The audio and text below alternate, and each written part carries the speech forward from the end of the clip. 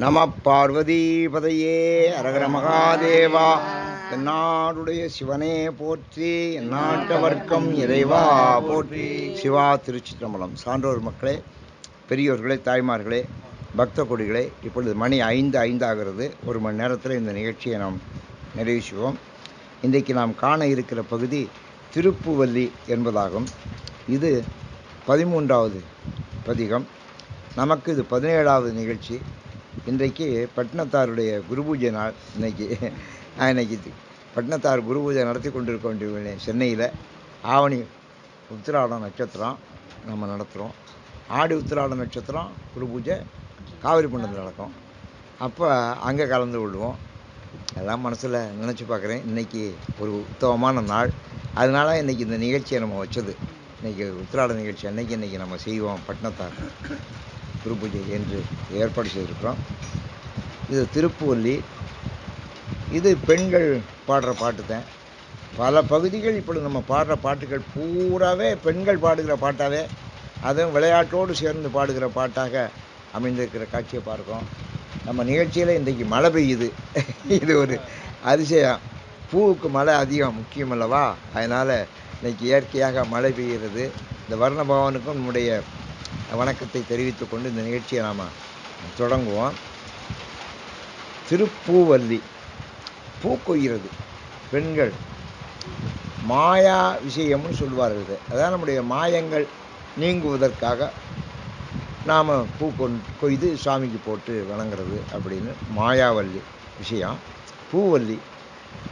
பூவை பறிக்கிற போது பெண்கள் பாடுகிற பாட்டு. அப்படி பறிக்கிற போது நின்று கொண்டும் பாடலாம், அது தவ்விக்கொண்டும். பூவை உயரத்தில் இருக்கிறத கொஞ்சம் குதித்து தான் பறிக்கணும். அப்போ குதித்து பறித்தா அதுக்கு தகுந்த பாட்டு அப்படிலாம் பாடலாம். அப்போ என்ன பாடுறாங்கன்னா இறைவனுடைய பெருமையை தான் பாடுறாங்க. இது ஒன்றும் வித்தியாசமான பாட்டு இல்லை. இது நம்ம எல்லா பதிகத்திலையுமே சிவனுடைய பெருமையை, கீர்த்தியை, அவனுடைய சாதனையை அதைத்தான் நம்ம பார்க்குறோம். இதுவும் அதே தான். இதை கொஞ்சம் பூவை பறிச்சுக்கிட்டே பாடுகிறார். நம்ம பெண்கள் நம்ம வேலை பார்த்துக்கிட்டே பாடுறாங்க பாருங்கள். அது மாதிரி இப்போ எங்கள் தாயாரெலாம் அந்த காலத்தில் சமையல் பண்ணுறது பாடுவாங்க, புடைக்கிற போது பாடுவாங்க, இந்த உலக்கை போட்டு குத்துற போது பாடுவாங்க. இதெல்லாம் நான் கேட்டிருக்கேன். சும்மா இருக்க மாட்டாங்க. குழந்தை தூங்குதுன்னா தூங்குற தாளாட்டுற போது இந்த பாட்டு பாடுறாங்க. அது அப்படி அவங்க இயற்கையாகவே சொந்தமாகவே பாடுவாங்க. அது அவளுக்கு ஒரு பெரிய ஆற்றல். அதான் எனக்கு வந்த ஆற்றல். அதை அப்படியே எங்கள் தாயார் அவங்களுக்கு இருந்த இந்த டிவைன் பவரை எனக்கு ட்ரான்ஸ்ஃபர் பண்ணியிருக்கா. அதனால தான் நான் பல காரியங்கள் என்னால் சாதிக்க முடிஞ்சதுங்கிறது. எனக்கு இது ரொம்ப பெரிய காரியங்கள், பல காரியங்கள் நான் சாதிச்சிருக்கேன். அது காரணம்னா அந்த டிவைன் பவர். எனக்கு பயமே வராது. நான் என்னடா இந்த காரியம் நம்மளால் செய்ய முடியுமா அப்படின்னு நான் யோசிக்க மாட்டேன்.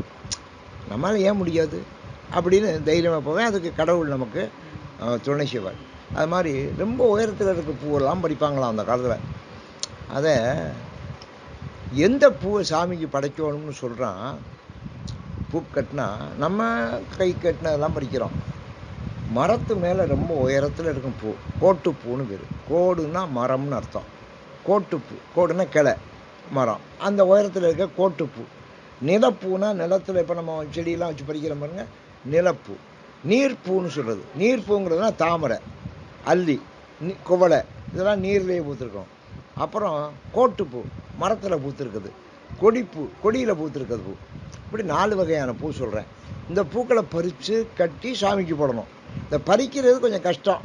அந்த சிரமம் தெரியாமல் அவங்க பாடுவாங்க. அப்படி பாடுறது அந்த காலத்தில். இந்த புலிக்கால் முனிவர்னு ஒருத்தர் எங்கேன்னா நடராஜாவுக்கு பக்கத்தில் 2 பேர் இருப்பார். 2 முனிவர் இருப்பாங்க. அதில் ஒருத்தர் புலிக்கால், வியாக்கரவாதர், பதஞ்சலி வியாக்கரவாதர்னு 2 பேர் இருப்பார். இப்போது நீங்கள் பார்க்கலாம், அந்த 2 முனிவர்கள் சாமிக்கு பக்கத்தில் இருப்பார் நடராஜாவுக்கு பதில். அவங்க 2 பேரும் தினம்பூ பறித்து சாமிக்கு போடுவார். அப்போ இந்த வியாக்கரபாதர் ஒரு நாள் நடராஜாவை பார்த்து கேட்டாராம், என்ன சாமி பூவெல்லாம் இப்போ ரொம்ப உயரத்தில் இருக்குது, என்னால் கம்பெல்லாம் வச்சு இவங்க ஒரு கம்பு எப்போதும் கொண்டாடுவா நாங்கள் போகிற இடத்துக்கெல்லாம் பூ பறிக்கிறக்கா. அப்படி கம்பெல்லாம் வச்சு எட்டி பறிக்க முடியல. மரத்தில் உயரத்தில் இருக்க எப்படி இருக்குது, உயரத்தில் இருக்க பூ இருக்குது பாருங்க, அந்த பூவை தான் பறித்து சாமிக்கு போடுவாங்களாம். என்ன காரணம்னா தும்பினா வண்டு. சென்று ஊதாய் கூத்த கோத்தும்பின்னு பாட பாருங்க. அது ஊதாயினா அந்த தேனை எடுக்கிறது. அந்த தும்பி வண்டு பூவில் போய் உட்காந்து தேனை எடுக்கங்காட்டியும் பூ எடுத்துடணுமா. அந்த பூ தான் உத்தமமான பூங்கிறேன். அது எப்படா எடுக்கும்னா அதெல்லாம் 5 மணிக்கெல்லாம் அது போய் தேனை எடுத்துரும். அதுக்கு முன்னால் நம்ம பறிக்கணும். அப்போ இருட்டாக இருக்கும். இருட்டில் நான் எப்படி ஏறி பறிக்கிறது, மரத்தில் ஏறி பறிக்கிறது? அதனால் எனக்கு காலை மாற்றித்தான்னு கேட்டாராம். என்ன தரம்? எனக்கு புலிக்கால் தானாராம். புலியினுடைய கால் மரத்தில் ஏறுமா. புலியினுடைய கால் மரத்தில் ஏறும். அதனால் புலிக்கால். அதான் வியாக்கரபாதர். வியாக்கரம்னா புலின்னு அர்த்தம். பாதர்னா பாதத்தை உடையவர், புலிக்காலை உடையவர். எதுக்கா? பூ பறிக்கிறதுக்காக கேட்டார் அவர். இந்த பூ எவ்வளோ முக்கியம் பற்றியில். இப்போ நமக்கு எந்த பூவை பறிச்சா என்ன எதாக இருந்தேன்னா கட்டின வரைக்கும் சரி, போட்ட வரைக்கும் சரி, கடையில் வாங்கின வரைக்கும் சரி, நம்ம அதெல்லாம் தேர்ந்தெடுக்கிறது இல்லை. பூ ரொம்ப சுத்தமான பூக்களாக பார்த்து அதை எடுத்து அதை ரொம்ப கவனமாக கட்டி அதை நம்ம போடணும். அதுக்கு ரொம்ப பெரிய பூ போட்டால் என்னடா காரியம்ங்கிற, புண்ணியம்ங்கிறேன். பூ போட்டால் புண்ணியம். பூ போட்டால் தான் புண்ணியம்ங்கிறேன். இல்லைன்னா நீ ஏற காரியம் புண்ணியமும் இல்லை, புருஷார்த்தமும் இல்லை. இல்லாமல் புருஷார்த்தம்னா பணம், காரியம் அர்த்தம்னா பணம். புருஷார்த்தம்னா ஒன்று பணத்துக்கு ஆகணும், இல்லைன்னா புண்ணியத்துக்கு ஆகணும். ரெண்டும் இல்லாமல் சில காரியம் செய்கிறாங்க நம்ம பேர். அதனால் புண்ணியத்துக்கு ஆகாது, புருஷார்த்தத்துக்கு ஆகாதுரா அப்படின்னா. புண்ணியத்துக்கு உரியது பூதேன். அதனால் புண்ணியம் செய்கிறதுக்காக அந்த காலத்தில் நந்தவனம் வச்சாங்க, பசுமடம் வச்சா. பசுமடம் இருக்குன்னா அந்த பசுனுடைய பால் எடுத்து சாமிக்கு அபிஷேகம் பண்ணால் நமக்கு நீடித்த வாழ்நாள் கிடைக்கும். ரொம்ப நாள் வாழணும்னா பால் அபிஷேகம் பண்ணணும் அப்படி சொல்லியிருக்கேன். பூ போட்டாக்க, பூ மாலைகள் போட்டால் நமக்கு புண்ணியம் கிடைக்கும் அப்படின்னு சொல்லியிருக்கேன். புராணத்தில் சாஸ்திரத்தில் சொல்லியிருக்கு. நாங்கள் 276 பாடல் பெற்ற ஸ்தலத்துக்கு போகிறோமே, இவங்க தான் அந்த ப்ரோக்ராம்லாம் போட்டு கொடுத்தவங்க. நாங்கள் வேனில் 22 பேர் 25 பேர் போவோம். அதில் நம்ம ஏஎஸ் அண்ணாமலை, இவங்க பங்காளி அண்ணாமலை நாச்சமைன்னு யாருன்னா நம்ம ஆயிரஞ்சன அலப்ஸ்டர் மக. அதுவும் எங்களோட அவங்க 2 பேரும் வருவாங்க. அவங்க தான் பொருளாளர் எங்களுக்கு. நான் அதுக்கு தலைவர் குருநாதர், இவங்க செயலாளர், என் மக பொன்மொழி அமைப்பாளர். அவள் தான் எல்லாத்தையும் செட்டப் பண்ணுறது. அவங்க பொருளாளர். இப்படி நாங்கள் 4 பேர் அதில் உள்ளவங்க. மற்றவங்க ஒரு 20 பேர் 22 பேர் அப்படி வருவாங்க. நாங்கள் கூட்டிகிட்டு போவோம். அந்த போகிற இடமெல்லாம் எங்கே பூவை பார்த்தாலும் அவங்க பறிச்சிடுவா. 2 பேர் புருஷனை முண்டாட்டியும் முதல்ல ஆரம்ப காலத்தில் பூ எங்கே பூக்கள்லாம் பறிச்சுக்கிட்டு வந்துடுவா. அதோட விலைக்கு வாங்கிட்டு வருவா. பஸ்ஸில் நான் போகிற போது வேனில் போகிற கட்டிக்கிட்டே வருவா. போகிற இடத்துல நாங்கள் இதை படிச்சுக்கிட்டு இருப்பேன், அர்த்தம் சொல்லிக்கிட்டு இருப்போம். எல்லோரும் பாடுவாங்க, அவங்களும் பாடுவாங்க. பாடிக்கிட்டே அந்த ஆட்சி பூக்கட்டும். நான் கூட முதல்ல நினச்சி, என்னடா இங்கே வந்து இப்படி பூவை கட்டிக்கிட்டு இருக்கிறாங்களே, பாட்டை கேட்கலையே, அர்த்தத்தை ஆனால் அந்த ஆட்சி அர்த்தம் ரொம்ப நல்லா ரொம்ப கெடிக்காராச்சு. ரொம்ப ரொம்ப பிரிஸ்க்கு, ரொம்ப நல்லா கிராஸ் பண்ணிக்குவாங்க. அதெல்லாம் அவங்களுடைய தன்மை. அதனால் 2 பேரும் செய்கிறா. பூவையும் கட்டுறாங்க, கேட்குறதையும் கட்டுக்கிறாங்க. அதில் சந்தேகமும் கேட்பா ரொம்ப விமர்சையாக. அப்போ என்னடா டைவர்ட் ஆகுது இவருடைய கவனம் அப்படின்னு நான் நினச்சது உண்டு. ஆனால் இந்த திருவாசகத்தை மேலும் படிக்க அதில் ஒரு இடத்துல சொல்கிறாரு, சிவபெருமான்ட்டு நீங்கள் போனால் அவனுடைய காரியம் ஆகும்னா புகழ்மின் தொழுமின் பூப்புனைமின்கிறாரு. புகழ்மின் தொழுமின் பூப்புனைமின்கிறாரு. இது என்னை ரொம்ப கவர்ந்தது இந்த வரி நான் படிக்கிற போது. நான் அவங்க என்னடா பூவெல்லாம் அப்படி கட்டிக்கிட்டு இருக்கிறாளே, இது விரோதம் இல்லையா நம்ம நிகழ்ச்சிக்கு, கவனம் மாறப்படாது அப்படின்னு நான் நினச்சது உண்டு. நான் சொல்லலை. ஆனால் இந்த பாட்டை படித்தோடனே எனக்கு தலையில் அடித்த மாதிரி இருந்துச்சு. புகழ்மீன் முதல்ல சாமிகிட்ட போனால் புகழணும், அதான் ஸ்தோத்திரம் பண்ணுறது. இதை பாடுறது, இந்த ஸ்தோத்திரங்களை பாடணும். தொழுமீன் அப்புறம் தான் சாமி கும்பிடணும். முதல்ல போனோன்னா அவரை புகழணும், அப்புறம் தொழணும், அப்புறம் தான் பூ புனைமீன். 3வது கட்டம் என்ன சொல்கிறார்? பூ கட்டி சாமிக்கு போடுங்க அப்படிங்கிற பூ புனைமீன். இந்த 3ம் திருவாசகத்தில் அவர் சொல்கிறார். புகழ்மீன், தொழுமீன், பூ புனைமீன். இதை படித்தோடனே என் மனசில் வந்துச்சு, பூ கட்டுறதுல ரொம்ப பலன் இருக்குன்னு அவரே சொல்லியிருக்கிறாரு. அப்போ கட்டட்டும் அப்படின்னு நான் அனுமதிச்சிட்டேன்.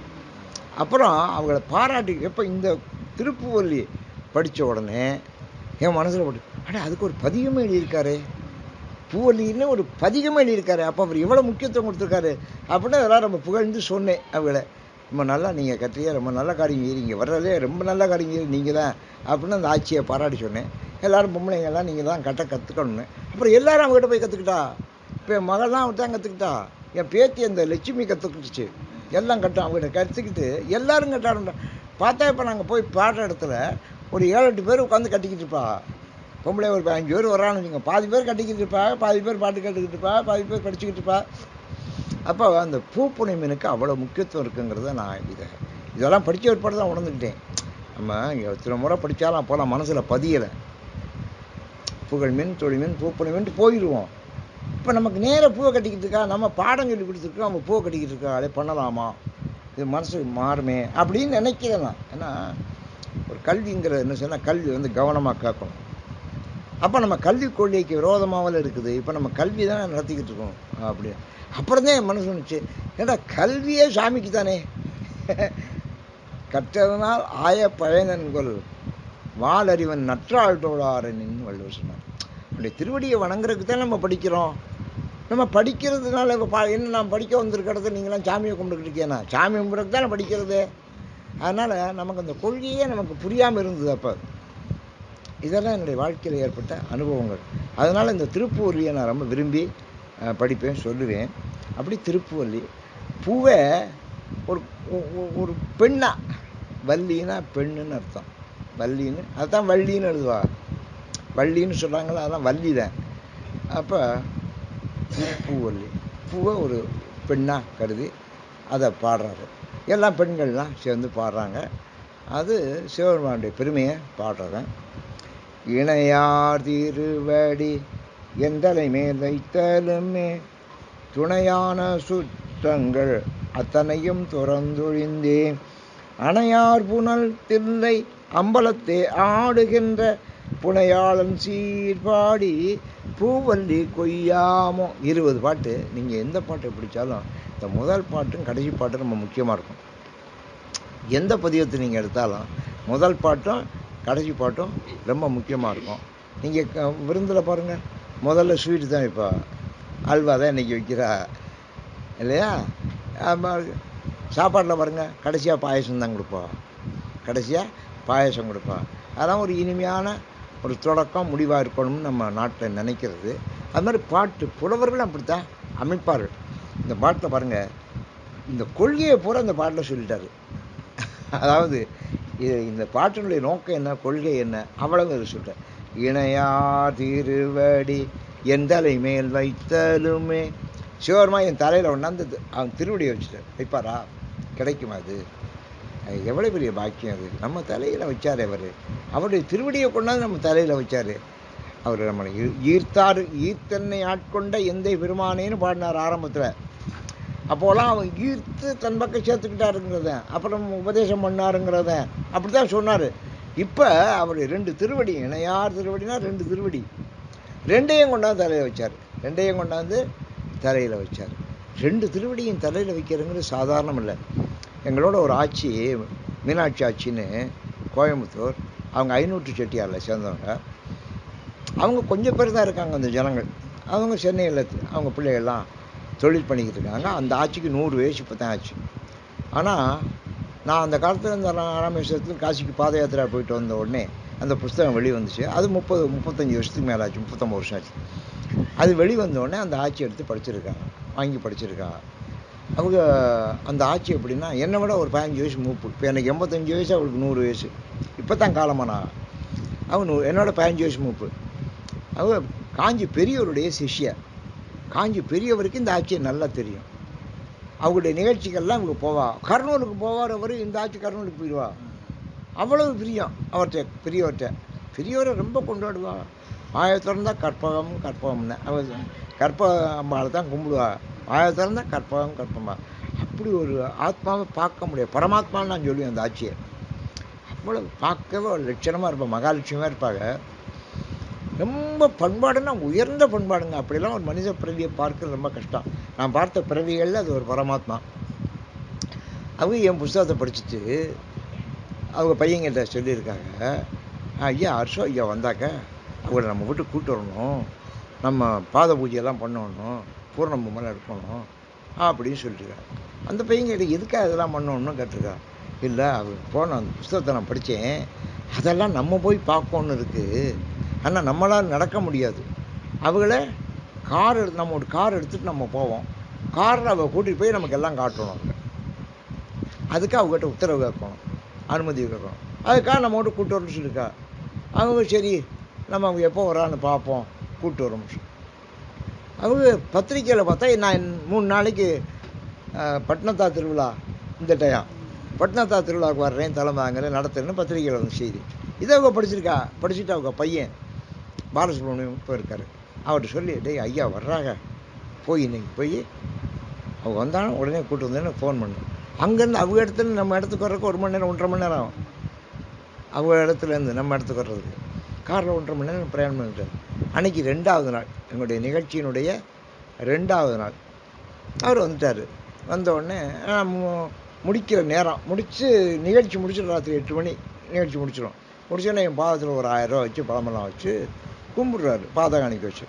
நான் என்ன விஷயம் நீங்கள் யாருன்னு கேட்குறேன். எனக்கு அவருக்கு தெரியாது என்ன விஷயம் யாருன்னு. அப்புறம் அந்த ஆட்சியை பற்றி சொல்லி இந்த மாதிரி உங்களோட எல்லாம் பேசணும்னா எங்கள் தாயார் உங்களுடைய சிஷ்யாவுங்க, உங்களோட வயசானவங்க, ஆனால் ரொம்ப சிஷ்ய, காசிக்கெல்லாம் நீங்கள் போயிட்டு வந்த ரொம்ப சந்தோஷமாக இருக்காங்க, உங்களை கண்டிப்பாக நம்ம வீட்டுக்கு கூப்பிட்டு வரணுன்னாங்க.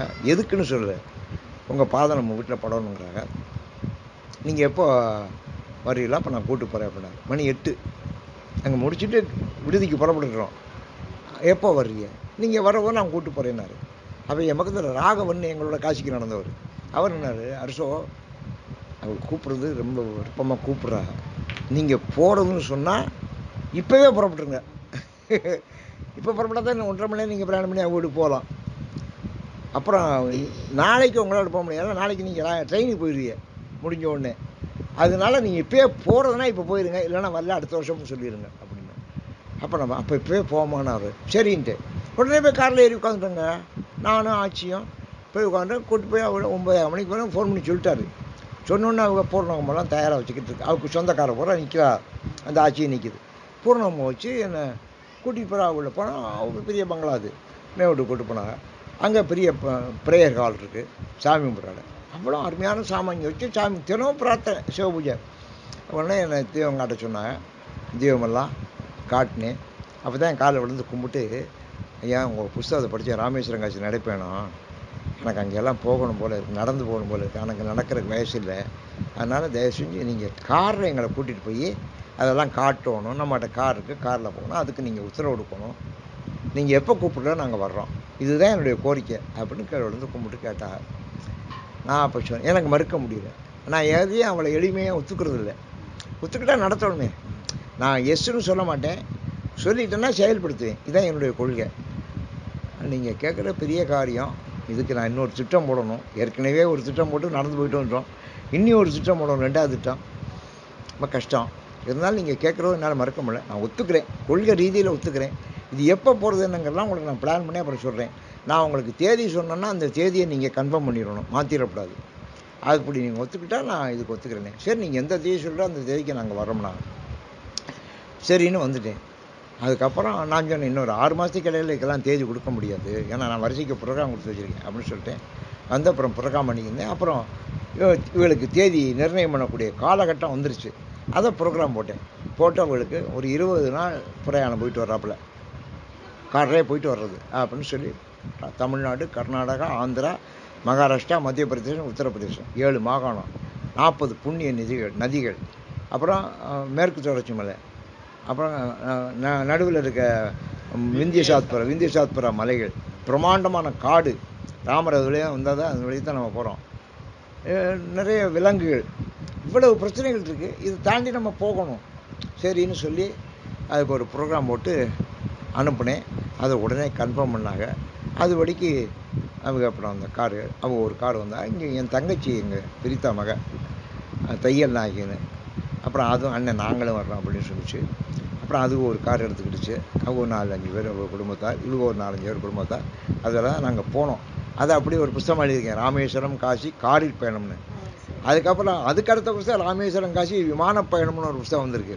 விமானத்திலே கூட்டிகிட்டு போனேன் ஒரு டிப், அது சாமியார் பாளையம் அன்பர்கள், அவங்கள கூட்டிட்டு போயிட்டு இருந்தோம். இதெல்லாம் நம்ம செய்த மிகப்பெரிய சாதனைகளில் ஒன்று. அந்த ஆட்சி இப்போ நாங்கள் போயிருக்கிறதுக்கு 100ஆண்டு தொடங்குது. அது வீட்டுக்கு எங்களை கூப்பிட்டு போனாங்க. எப்போ போனாலும் கார் வந்து எங்களை கூப்பிட்டு போவாங்க, அவங்களோட பேசிக்கிட்டு இருப்போம். எப்போ பார்த்தாலும் கற்போம்னா சொல்லுவாங்க. அவங்க சொன்னாங்க, இந்த தடவை நீங்கள் நம்ம பெரியவர், காஞ்சி பெரியவர் திருவிழா புராணம் சொல்லுவார், நீங்கள் நம்ம சார்பாக இங்கே திருவிழா புராணம் நம்ம இடத்துல எங்கேயாவது ஒரு இடத்துல சொல்லுங்களேன் அப்படின்னு சொன்னிச்சு. சரின்னு 3 நாள் கொடுத்தேன். 3 நாள் கொடுத்தேன். டிக்கெட் எடுத்தோம்னா நாங்கள் போனோம். அவங்க வீட்டு பக்கத்தில், அவங்க வீட்டில் தங்கியிருந்தோம். அவங்க பையன் வீட்டில், இன்னொரு பையன் வீட்டில் தங்கியிருந்தோம். அங்கே பக்கத்துலேயே கோயில் இருக்குது, அவங்க வீட்டு பக்கத்தில். அந்த கோயிலே நான் பேசுகிறேன் 3 நாள். அந்த கோயில்காரங்க சொன்னாங்க, இங்கே ஆளே வராது சார், இங்கே வந்து நீங்கள் நடத்துகிறீங்களே அப்படின்னு சொன்னாங்க. அதெல்லாம் வறுமையான நம்ம ஆட்கள் பூரா அங்கே வந்துட்டாங்க. 100 பேர் இடம் கொள்ளாமல் அவங்கள ஆச்சரியம், எங்கள் கோயிலுக்கு கும்பிட்டாலாம் திருவிழா புராணம் கேட்குறதுக்கு அப்படின்னு சொன்னாங்க. அப்படி 3 நாள் நம்ம சிறப்பாக நடந்தது. அவளை கொண்டாடணும். அப்பா அவள் வீட்டு தங்கியிருக்கிறது. காலையில் பூஜை முடிஞ்சுது. நான் ஆட்சி உட்காந்துருக்கேன், மகள் உட்காந்துருக்கா. அப்போ ஐயா உங்கள் திருவடியை தூக்கி தலையில் வைங்க. என்னோட 15 வயசு மூப்பு. சொல்லு, நான் இப்படி உட்காந்துருக்கேன், அது அப்படி உட்காந்துருக்கு. ஐயா உங்கள் திருவடியை தூக்கி தலையில் வைங்க. நான் சொன்னேன், அம்மா நீங்கள் என்னோட வயசானோம், நீங்கள் உங்கள் திருவடி என் தலையில் வைங்க, உங்கள் திருவடி என் தலையில் வைங்க அப்படின்னு தூக்கி தலையில் வச்சுக்கிடுச்சுங்க. இப்போ செத்து போச்சுருந்தா. அன்றைக்கி இறந்து உடனே சொன்னேன், 100ஆண்டு விழா கொண்டாடுறதா முடிவு பண்ணியிருந்தான். இப்போ ஒரு மாதத்துக்கு முன்னால் கொண்டாடணும். அதுக்கெல்லாம் அப்படின்னு சொல்லி ரொம்ப பிரார்த்தனை பண்ண. அன்றைக்கா அந்த ஆட்சிக்கா நம்ம போக முடியல, நான் போயிட்டாங்க. ஏன் எவ்வளோ பெரிய நினைவு தெரியுமா? இணையார் திருவடி என் தலை மேல் வைத்தலுமே, உங்கள் திருவடி எனக்கு வைங்கிற தலையில் தூக்கி. நான் வேண்டான்னு இல்லை, தூக்கி தலையில் இதான் பரதநாளை தானே செஞ்சேன், ராமனுடைய திருவடியை தானே தூக்கி தலை வச்சுக்கிட்டேன். அதனால் அந்த திருவடிக்கு அவ்வளோ மரியாதை இருக்குங்க. திருவடிக்கு இந்த பாட்டு பூரா, பதிகம் பூரா அந்த திருவடிக்கு தான் எல்லாமே. திருவடி முடிக்கு மரியாதை கிடையாது. எல்லாரும் தலையை பார்க்குறேன், எல்லாம் தலையே பார்க்குறேன். இப்போ பொண்ணை கல்யாணம் பேச போனால் அது மாப்பிள்ளைக்கு தலையில் முடி இருக்கணுங்குது. அப்படி அது ஒரு கண்டிஷனில் ஒன்று தலையில். ஏன்னா எல்லாம் 30-32 வயசுக்கு மேலே கல்யாணம் ஆகுது, தலையில் முடி கொட்டி போகுது. அதனால் பொம்பளை கூட சொல்ல ஒரு கண்டிஷனில் தலையில் முடி இருக்கணும் அப்படிங்குது. எனக்கு ஆச்சரியமாக இருக்கு. முடியல ஒன்றும் இல்லை, தலையில் ஒன்று, திருவடியில் தான் விஷயம் இருக்குது. இணையார் திருவடி எந்தலை மேல் வைத்தலுமே துணையான சுற்றங்கள் அத்தனையும் திறந்தொழிந்தேன். தலையில் வச்ச உடனே என்ன ஞாபகம் வந்துச்சு அவருக்கு? சுற்றமெல்லாம் மறந்துட்டாராம். இப்போ நான் பந்தபாசம்னு சொன்ன பாருங்க, இப்போ நான் சொன்னல உங்களுக்கு ஆரம்பத்திலே கதை சொல்கிற போது பந்தபாசம்னு சொன்ன பாருங்க, அதை மீறணும். அது மீறது ஒன்றும் சாதாரணமான காரியம் இல்லை. நான் மீறித்தான் வந்தேன், ஆனால் திரும்பி இப்போ அதுக்குள்ளே போயிட்டலாம். இந்த பிள்ளைகள்லாம் கொள்ளு பேத்தியெல்லாம் வந்த உடனே திரும்பி அதுக்குள்ளே போயிட்டலாம். இணையான சுற்றங்கள் துணையான துணை தானே. இது ஒருத்தர் குறைந்த துணை தானே, சுற்றங்கிறது துணை தானே, ஒருத்தர் குறைந்த துணை தான். இப்போ நீங்கள் உங்கள் தங்கச்சி வீடு செய்கிறாங்க, அதுக்கு நீங்கள் ஆட்சி வீடு வந்து உட்காந்து படம் எடுத்து இதை அனுப்புறீல்ல, அது துணை தானே, சுற்றம் தானே. துணையான சுற்றங்கள் அத்தனையும் திறந்தொழிந்தே, அது எப்படி முடியும்? தலையில் திருவடி வச்சாத்தான் நம்ம வந்து அந்த சுற்றங்களை திறக்க முடியும். அது புராணத்தில் ஒரு கதை வருது. சௌபரின்னு ஒரு மகரிஷி இருந்தார். சௌபரின்னு மகரிஷி. அவர் இந்த உலகமே வேண்டாம், எனக்கு பந்தபாசமே வேண்டாம், நான் சன்னியாசி ஆவியாக இருந்துறேன் அப்படின்னு தவம் பண்ண ஆரம்பித்தார். தவம் பண்ணால் அங்கங்கே 4 பேர் வர்றான், கும்பிட்றேன், கவனம் மாறுது.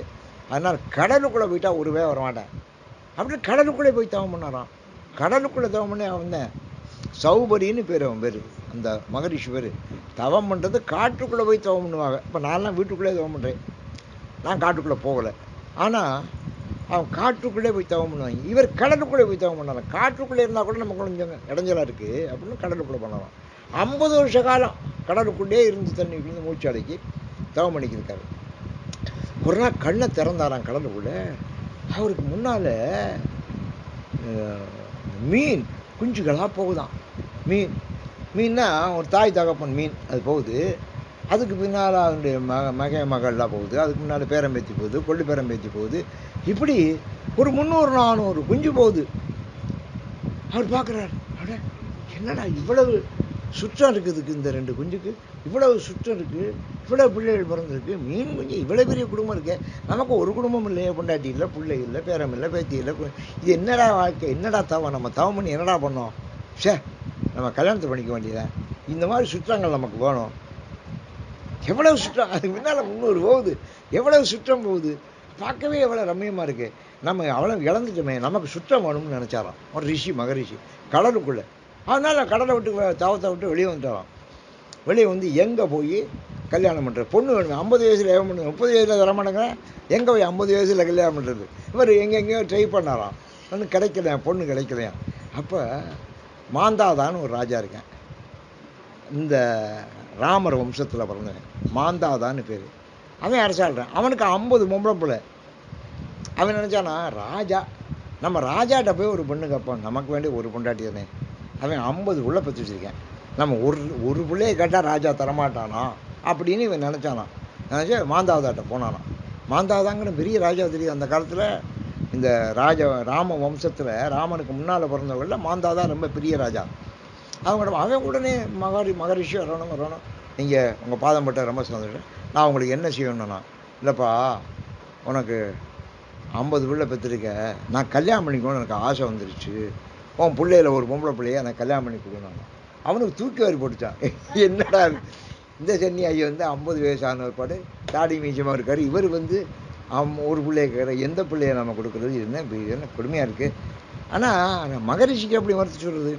அதனால் சொன்னாராம் மகரிஷி, கல்யாணம்ங்கிறது நாங்கள் பண்ணுற முடிவில்லை, அது பொம்பளை பிள்ளையே செய்கிற முடிவு அப்படின்னா.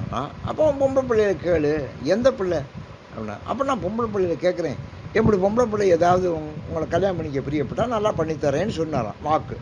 சரி, இந்த வாக்கை மனசில் வச்சுக்க, என்னை கூட்டிகிட்டு போ இருக்கிறதுக்கு, இந்த பிள்ளைய இருக்கிறதுக்கு சொன்னாராம். அந்த பொம்பளை பிள்ளைய அந்த படத்தில் இருக்குது, 50 பொம்பளை பிள்ளை. அங்கே கூட்டிகிட்டு போகிறாராம். பாருங்கள், அந்த என்ட்ரன்ஸில் நுழையிற போது இவர் ரொம்ப அழகாக தன்னை வடிவம் எடுத்துக்கிட்டாராம் அந்த ரிஷி. போகிற போது அந்த என்ட்ரன்ஸ் வரைக்கும் எப்படி போகிறாரு, சன்னியாசி ஆட்டம் போகிறாரு, தாடி மீசமாக கலவனாட்டம். இவன் அவங்க ஒத்துக்காதுங்க, வேண்டான்டுச்சு, தள்ளி விட்டுருமா கூட்டு போகிறாரு. அந்த இடத்துக்கு உள்ளே நுழைய போகிற போது தன்னை ரொம்ப வாலிபனாக பண்ணிக்கிட்டாராம், அழகாக பண்ணிக்கிட்டாராம். போனோன்னு ராஜா பார்த்தாராம், இவர் யாராவது நீங்கள் கல்யாணம் பண்ணிக்க பிரியப்பட்டா நான் கல்யாணம் பண்ணி கொடுக்குறேன் அப்படின்னு சொன்னாராம். 50 பிள்ளை. 50 நாங்கள் கல்யாணம் பண்ணிக்கிறீங்களா? கதையை பற்றியலா என்ன அவ்வளோ அழகாக இருக்காது. 50 நாங்கள் கல்யாணம் பண்ணிக்கிறோம் அப்படின்னுச்சான். இவர் இனிமேல் என்ன பண்ண முடியும், 50 கல்யாணம் பண்ணி கொடுத்தாராம். அதெல்லாம் நடந்தது, அந்த காலத்தில் நடந்ததுதான், நம்ம புராணத்தில் எழுதப்பட்டிருக்கு. 50 கல்யாணம் பண்ணி கொடுத்தாராம். அதுகளுக்கு பிள்ளை பிறந்துச்சான். அப்புறம் பிள்ளை வந்து பார்க்குறான், அடையாப்பா நம்ம 50 கல்யாணம் பண்ணுறோம், அது 50 பிள்ளை பெற்றிருக்கு, இப்போ 100. அப்புறம் அது பிள்ளை பெற்றிருக்கு 300. இந்த பிள்ளை சுற்றம் வருதான். இந்த சுற்றத்தை எல்லாம் பார்க்குறாராம். அந்த மீனை பார்த்தார்ல, அந்த மீன் பெரிய கூட்டம் வந்துச்சுல, சுற்ற கூட்டம், அந்த சுற்றம் இங்கே வந்துருச்சு, அதைத்தான் விரும்பினார், வந்துருச்சான். வந்தோடனே ஒரு நாள் நினச்சேன், இந்த சுற்றமெல்லாம் நமக்கு எதுக்கு, அங்கே தவம் எதுக்குன்னு நினச்சாரு, இங்கே வந்தார் தவத்தை விட்டுவிட்டு. இப்போ இந்த சுற்றமெல்லாம் எதுக்கு, நம்ம விளங்காமல் தவத்தை விட்டுவிட்டு இங்கே வந்து உட்காந்துட்டு இந்த சுற்றத்தை வளர்த்துக்கிட்டு இருக்கான், நமக்கு இனிமேல் இந்த சுற்றமெல்லாம் வேண்டான்னு ஆம்பளையும் விட்டுவிட்டு கடவுள் போயிட்டாராம், போய் தவம் பண்ண போயிட்டாராம். அதைத்தான் எழுதுனேன் பாருங்க. துணையான சுற்றங்கள் அத்தனையும் துறந்தொழிந்தேன். சுற்றத்தை துறக்கிறது சாதாரண விஷயம் இல்லை, அதை சௌபடி விஷயத்தில் நம்ம பார்த்துருக்கோம். முனிவர்களுக்கே கஷ்டம், அதை அம்பட்டை நான் விட்டுட்டேன். அணையார் புனல் தில்லை அம்பலத்தே ஆடுகின்ற புனையாளன் சீர்பாடி பூவல்லி கொய்யாமோ. அணையார் புனல் தில்லை, அணையெல்லாம் கட்டி அங்கே சுற்றி புனல், சாம்பரத்து போனீங்கன்னா எந்த பக்கம் பார்த்தாலும் தண்ணி தான் தெரியுதா, எங்கே பார்த்தாலும் தண்ணி தான். என்ன கொள்ளிடத்துக்கு பக்கத்தில் இருக்குது, எங்கே பார்த்தாலும் தண்ணி. அணைகள் கட்டியிருக்கேன், அந்த காலத்தில் அணை கட்டியிருக்காங்க. அணையார் புனல் தில்லை, புனல்லாம் தண்ணி. தில்லைக்கு சிறப்பு என்னென்னா, அணை கட்டி தண்ணி எங்கே பார்த்தாலும் தண்ணி, அணை கட்டிட்டாலே தண்ணி வந்துடும், தெரியுதா. அணையார் புனல் தில்லை அம்பலத்தே ஆடுகின்ற அவன் நடராஜா. புனையாளன் சீர்பாடி, புனைனா தெப்பம், அவனுடைய திருவடி தான் நமக்கு தெப்பம், அவனுடைய திருவடிகளை பாடி பூவல்லி கொய்யாமோ, நம்ம பூவல்லியே பூவை நம்ம படிப்போம் அப்படின்னு படிக்கிறாங்க. எந்தாய் சுற்றம் மற்றுமெல்லாம் என்னுடைய பந்தம் ஆடு தென்னை ஆண்டு கொண்ட பாண்டி பீரான். எந்தாய் சுற்றம், அதுலேருந்து வர்றதான சுற்றம், தாய் தந்தை சுற்றம், மற்றும் எல்லாம் என்னுடைய பந்தம் அறுத்தன். எல்லாத்தையும் பந்தத்தை அறுத்துக்கிட்டேன். அதான் நான் உங்களுக்கு ஆரம்பத்திலே சொன்னேன், பந்தத்தை அறுத்தாத்தான் நம்ம வீடு பேரை அடைய முடியும். மோட்சங்கிறது எப்போன்னா பந்தத்தை அறுக்கணும், அது ரொம்ப கஷ்டம், அதெல்லாம் சாதாரணமான விஷயம் இல்லை. அதான் அறுத்து என்ன ஆண்டு கொண்ட பாண்டி பீரான், அவன் தான் சோமந்திர கடவுள் பாண்டியன். அந்த இடைமருதில் ஆனந்த தேனிருந்த இடைமரு, திருவிடைமருது ஒவ்வொரு பதியத்துலேயும் ஒவ்வொரு ஸ்தலத்தை சொல்லுவார், முக்கியமான ஸ்தலத்தை சொல்லுவார். இங்கே என்ன ஸ்தலம் சொல்கிறார்? இப்போ திருவிடைமருதூர். திருவிடைமருதூரில் யார் இருக்கா? மகாலிங்க சுவாமி. பெரிய கோயில் இல்லைவா மகாலிங்க. அந்த மகாலிங்க சுவாமி தான் மருதவாணராக வந்து கிடந்தார். அந்த மருதவாணரை தான் கொண்டாந்து நம்ம பட்டினத்தார்கிட்ட கொடுத்து பணத்தை வாங்கிட்டு பண்ணார் அந்த சுசர்மாங்கிற அந்த கோயிலுடைய அர்ச்சகர். மருதவாணர் தான் அவருக்கு பிள்ளையாக வந்தவர். அவர் தான் அவருக்கு ஞானத்தை ஊட்டினவர். அவருடைய நட்சத்திரம் இன்னைய நட்சத்திரம் ஆவணி நட்சத்திரம், உத்திராட நட்சத்திரம். எனக்கு ரொம்ப சந்தோஷமாக இருக்குது. அந்த இடைமருதி மகாலிங்க சுவாமியை தரிசனம் பண்ணி தான் நம்ம வீட்டுக்கு வருவோம். அங்கே போகிறவங்கெல்லாம் அந்த இடைமருதில் ஆனந்த தேன் இருந்த, அங்கே தான் தேன், ஆனந்தமான தேன். எங்கே? பொந்தை பரவி நாம் பூவல்லி கொய்யாமோ. அந்த இடைமருதில் ஒரு பொந்துல சுவாமி இருக்கார். பொந்து தேனாக இருக்கார். இதுதா நாங்கள் வடக்கே நடந்து போகிறது. ஒரு ஊரில் ஆந்திராவில் ஒரு மரம் கோயில். அந்த கோயில், அந்த மரத்தில் விருஷம், அந்த கோயிலுக்குள்ள விருஷம், ஸ்தல விருஷம். அதில் ஒரு பெரிய பொந்துக்குள்ளே சிவலிங்கம். அது தானே உற்பத்தியாக இருக்குது. மரத்துலேயே சிவலிங்கம் உற்பத்தியாக இருக்குது. அதை கொண்ட காட்டினாங்க. அதனால் பொந்தை பரவினா, ஏன்னா பொந்துக்குள்ளான்னு சிவலிங்கம் இருக்குது, பொந்துக்குள்ளான்னு சிவருமன் இருக்காரு, பொந்துக்குள்ளான தேன் இருக்குது, பொந்துக்குள்ளே தேன் அடைகட்டி இருக்குன்னு தெரியுதா? அப்படி தேனாக எண்ணிக்கக்கூடிய அந்த சிவருமானை வணங்கி பூவல்லி கொய்யாமோ ஞாயிற்கடைப்பட்ட நமையுமோ பொருட்படுத்து. ஞாயிற்கடைப்பட்ட, அதாவது நாய், அதான் அவங்க இருக்கிறதே மட்டும். நான் உங்களுக்கு சொல்லியிருக்கேன், எனக்கு இந்த பிடிக்காத சமாச்சாரத்தில் நாய் ஒன்று. ஞாயிற்கடை, நான் தான் மட்டம்னு வச்சுக்கோம், அதோட மட்டும் நான், அதோட மட்டும் நான். ஞாயிற்கடைப்பட்டங்கிற நாயை விட மோசமான ஆள் நான், கடைசியான ஆள் தான் அப்படி சொல்கிறாங்களே. ஆனால் நாயை அவ்வளவு எளிமையாக தள்ளிவிட முடியாது. ஏன்னா ரொம்ப பேர் நாய் வளர்க்குறாங்க ஒன்று, அது காவலுக்கு உதவிப்படுது அப்படின்னு ஒன்று. இப்போ நான் ஒரு நிகழ்ச்சி பத்திரிகையில் பார்த்தேன். இந்த இடுக்கி மாவட்டத்தில் மூணாறில் 40 வீடு நிலச்சரிவு இடிஞ்சு வச்சு மண் விழுந்து அதுக்குள்ளே ஒரு 80 பேர் செத்து போனாங்க. அந்த 40 குடும்பம். அதில் ஒருத்தர் நாய் வளர்த்துருக்கேன், அது தப்பிச்சுக்கிடுச்சு. ஆனால் அவங்கெல்லாம் உள்ளே புதைஞ்சு போனாங்க. மறுநாள்லேருந்து ஆட்கள்லாம் வந்து தோண்டி எடுக்கிறாங்க. இந்த நாய்க்கு மோப்பம் முடிச்சு அவன் வீட்டுக்காரன் எஜமானி அந்த பிள்ளைகள்லாம் எங்கே இருக்குங்கிறத அங்கனே போய் நின்று குறைக்குமா. உடனே இப்போ அந்த இடத்துல தோண்டுவாங்களாம், புல்டோஸ் வச்சு தோண்டுனா ஒரு சடலம் வருமா. அடுத்த இடத்துல போய் நின்று கத்துமா, அது தோண்டுவாங்களாம், ஒரு சடலம். இப்படி அது சொல்லியே மோப்பம் முடிச்சு சொல்லி அது கத்தி அந்த இடத்துல தோண்டி அது சாப்பிடவே இல்லையா. 4 நாளாக சாப்பிடவே இல்லை, 5 நாளாக சாப்பிடவே இல்லைங்க, எதுவும் சாப்பிடல. அந்த இடத்துல கிடக்கு. இவங்க வந்தோடனே கத்துமா, அந்த இடத்துக்கிட்ட போய் கத்துமா, தோண்டுவாங்களாம் அந்த இடத்துல ஒரு சடலம் ஆகும். அந்த குடும்பத்தினுடைய சடலங்களை பூரா கிடைக்கிறதுக்கு அது மோப்பம் முடிச்சு உதவி செஞ்சுருக்குன்னு நம்ம பத்திரிகையில் பார்த்தோம். கடைசியாக என்ன செஞ்சீங்க, அவங்க அந்த உடம்பை பூரா எடுத்தாச்சான், அது அழுகுதான். அப்புறம் அவங்க அந்த போலீஸ் எல்லாம் ரொம்ப ஆச்சரியப்பட்டு இது மோப்பநாய் சக்திக்கு ரொம்ப உபயோகம் அப்படின்னு மோப்பநாய் பிரிவில் சேர்த்துக்கிட்டாங்க. அதை சேர்த்துக்கிட்டு போயிட்டாங்க பாருங்கள். அப்படி ஒன்று. அது மாதிரி இன்னொரு நாய் விஷயம் எனக்கு வாழ்க்கையில், நான் அருப்புக்கோட்டையில் வருஷம் பேசுவேன் ஒரு வாரத்துக்கு. நான் சொல்கிறேன் இப்போ 30 வருஷத்துக்கு முந்தின கதை. அங்கே சண்முகவேல்நாளர்னு ஒருத்தர் இருந்தார். அவர் சம்சாரம் 2 பேரும் என்னுடைய நிகழ்ச்சிங்க வரும். அங்கெல்லாம் போகலாம் 1000 பேர் உட்காந்து கேட்பாங்க. ராமாயணம் பாரதம் அந்த புராணம் பெரிய புராணம் எல்லாமே சொல்லுவேன். 1000 பேர் உட்காந்து கேட்பாங்க. அதான் வரிசையில் உட்காந்து அந்த சண்முகவேல்நாளர் அந்த அம்மா அவங்க ரொம்ப முதல் வரிசையில் உட்காந்து கேட்பாங்க. வீட்டுக்கு கூட்டு போய் விருந்து கொடுப்பாங்க, ரொம்ப உதவி வைப்பாங்க. அந்த பக்கத்தில் இருக்க எல்லா பள்ளிக்கூடத்துக்கும் ஒவ்வொரு பள்ளிக்கூடத்துக்கும் 5000 10,000 20,000 கொடுத்து அப்படி ரொம்ப உதவி செய்கிறவர் அவர். வள்ளல்னு அவரை சொல்லுவார். சண்முக மோட்டார்ஸ்னு ஒன்று அங்கே ஓடும், அது அருப்புக்கோட்டை பக்கம், அது அவருடைய மோட்டரு. ரொம்ப வசதியானவர், நாடார்களில் ரொம்ப உத்தமமானவர், ரொம்ப பக்தியானவர், என் பேச்சை ரொம்ப விருப்பமாக கேட்பார். அவர் ஒரு நாள் இறந்து போயிட்டார், தர்மம் பண்ணுறவர். அப்போ நான் அங்கே சொற்பொழி செய்ய போயிருந்தபோது சொன்னாங்க. அப்புறம் அந்த அம்மா கேட்குறதுக்கு போனேன். அப்போ அந்த அம்மா சொன்னிச்சு, காலையில் நான் எப்போதும் துளசி செடிக்கு தண்ணி ஊற்றுவேங்க. காலையில் துளசி செடிக்கு தண்ணி ஊற்றுனேன், துளசி செடி பட்டு போயிருந்துச்சு. நேற்று ஊற்றுறவர் நல்லா இருந்துச்சு, இன்றைக்கி துளசி செடி பட்டு போச்சு. எனக்கு அப்போவே மனசுக்கு ரொம்ப கஷ்டமாக இருந்துச்சு. அன்றைக்கி ராத்திரி தான் அவர் சாகுறார், ஹார்ட் அட்டாக்கில். எனக்கு அப்போவே அது மனசுக்கு சரியில்லை. அப்புறம் அப்படி ஆகிப்போச்சு. அப்புறம் மறுநாள் அவரை தூக்கிட்டு போனாங்க. தூக்கிட்டு போட்டு அவர் பக்கத்தில் ஒரு நாய் இருக்குமா, நாயை ரொம்ப பிரியமாக வளர்த்தாரு. அந்த நாயை அந்த கூட்டம் பின்னாலே ஆயிரக்கணக்கான ஜனங்கள் போகிறாங்கன்னா பின்னாலே போதும். அந்த நாயை யாருமே கவனிக்கல. அன்றைக்கி புறா சாப்பிடல, முதல் நாள் புறா சாப்பிடல, மறுநாளும் சாப்பிடல. அந்த புணத்தை தூக்கி புறா பின்னாலே போகுது அந்த நாய். போய் அங்கே கட்டத்தளத்தில் போய் எல்லாம் கிரியெல்லாம் முடிச்சுட்டு எல்லோரும் திரும்பி வந்துட்டாங்க. அது நாய் வரல, அங்கேயே உட்காந்துக்கிட்டு இருக்கு. எங்கே போய் எரிச்சாலும் அந்த இடத்துல உட்காந்துக்கிட்டு இருந்தது. இங்கே வந்து ஒரு ரொம்ப நேரம் கழிச்சு என்னப்பா நாயை காணுமே நான் கேட்டேன். அது நாய் பின்னாலே வந்துச்சு அப்படின்னு நான் கொஞ்சம் போய்ட்டு அப்போ போய் பார்த்துட்டு வாங்கப்பான்னு சொன்னோம். எங்கள் சொந்தக்காரங்கெல்லாம் போனாங்க கட்டத்தளத்துக்கு. போய் பார்த்தா அந்த நாய் எங்கே எரிச்சாலும் அந்த இடத்து பக்கத்துலேயே நாய் உட்காந்துருக்காங்க. கூப்பிட்டாலாம் வரலையா, கொஞ்சம் எதுவும் செத்து போச்சான் அந்த இடத்துலையே. அப்போ இந்த நிகழ்ச்சியெல்லாம் நான் பார்க்குற போது நாயை மோசம்னு சொல்கிறாரு, நான் அதை விட மோசம். நாயினுடைய உணர்வை பற்றியெல்லாம், அறிவை பற்றியெல்லாம், நன்றி அறிவுன்னு சொல்கிறான்ல. இப்படி நம்ம பல செய்திகள் நம்ம பார்க்குறோம். அதனால் நாய் மோசம்னு சொல்லிட முடியாது. ஆனால் அவர் காலத்தில் நாய் மோசமாக இருந்திருக்குமான்னு தெரியல. அதை விட நான் மோசங்கிறாரு.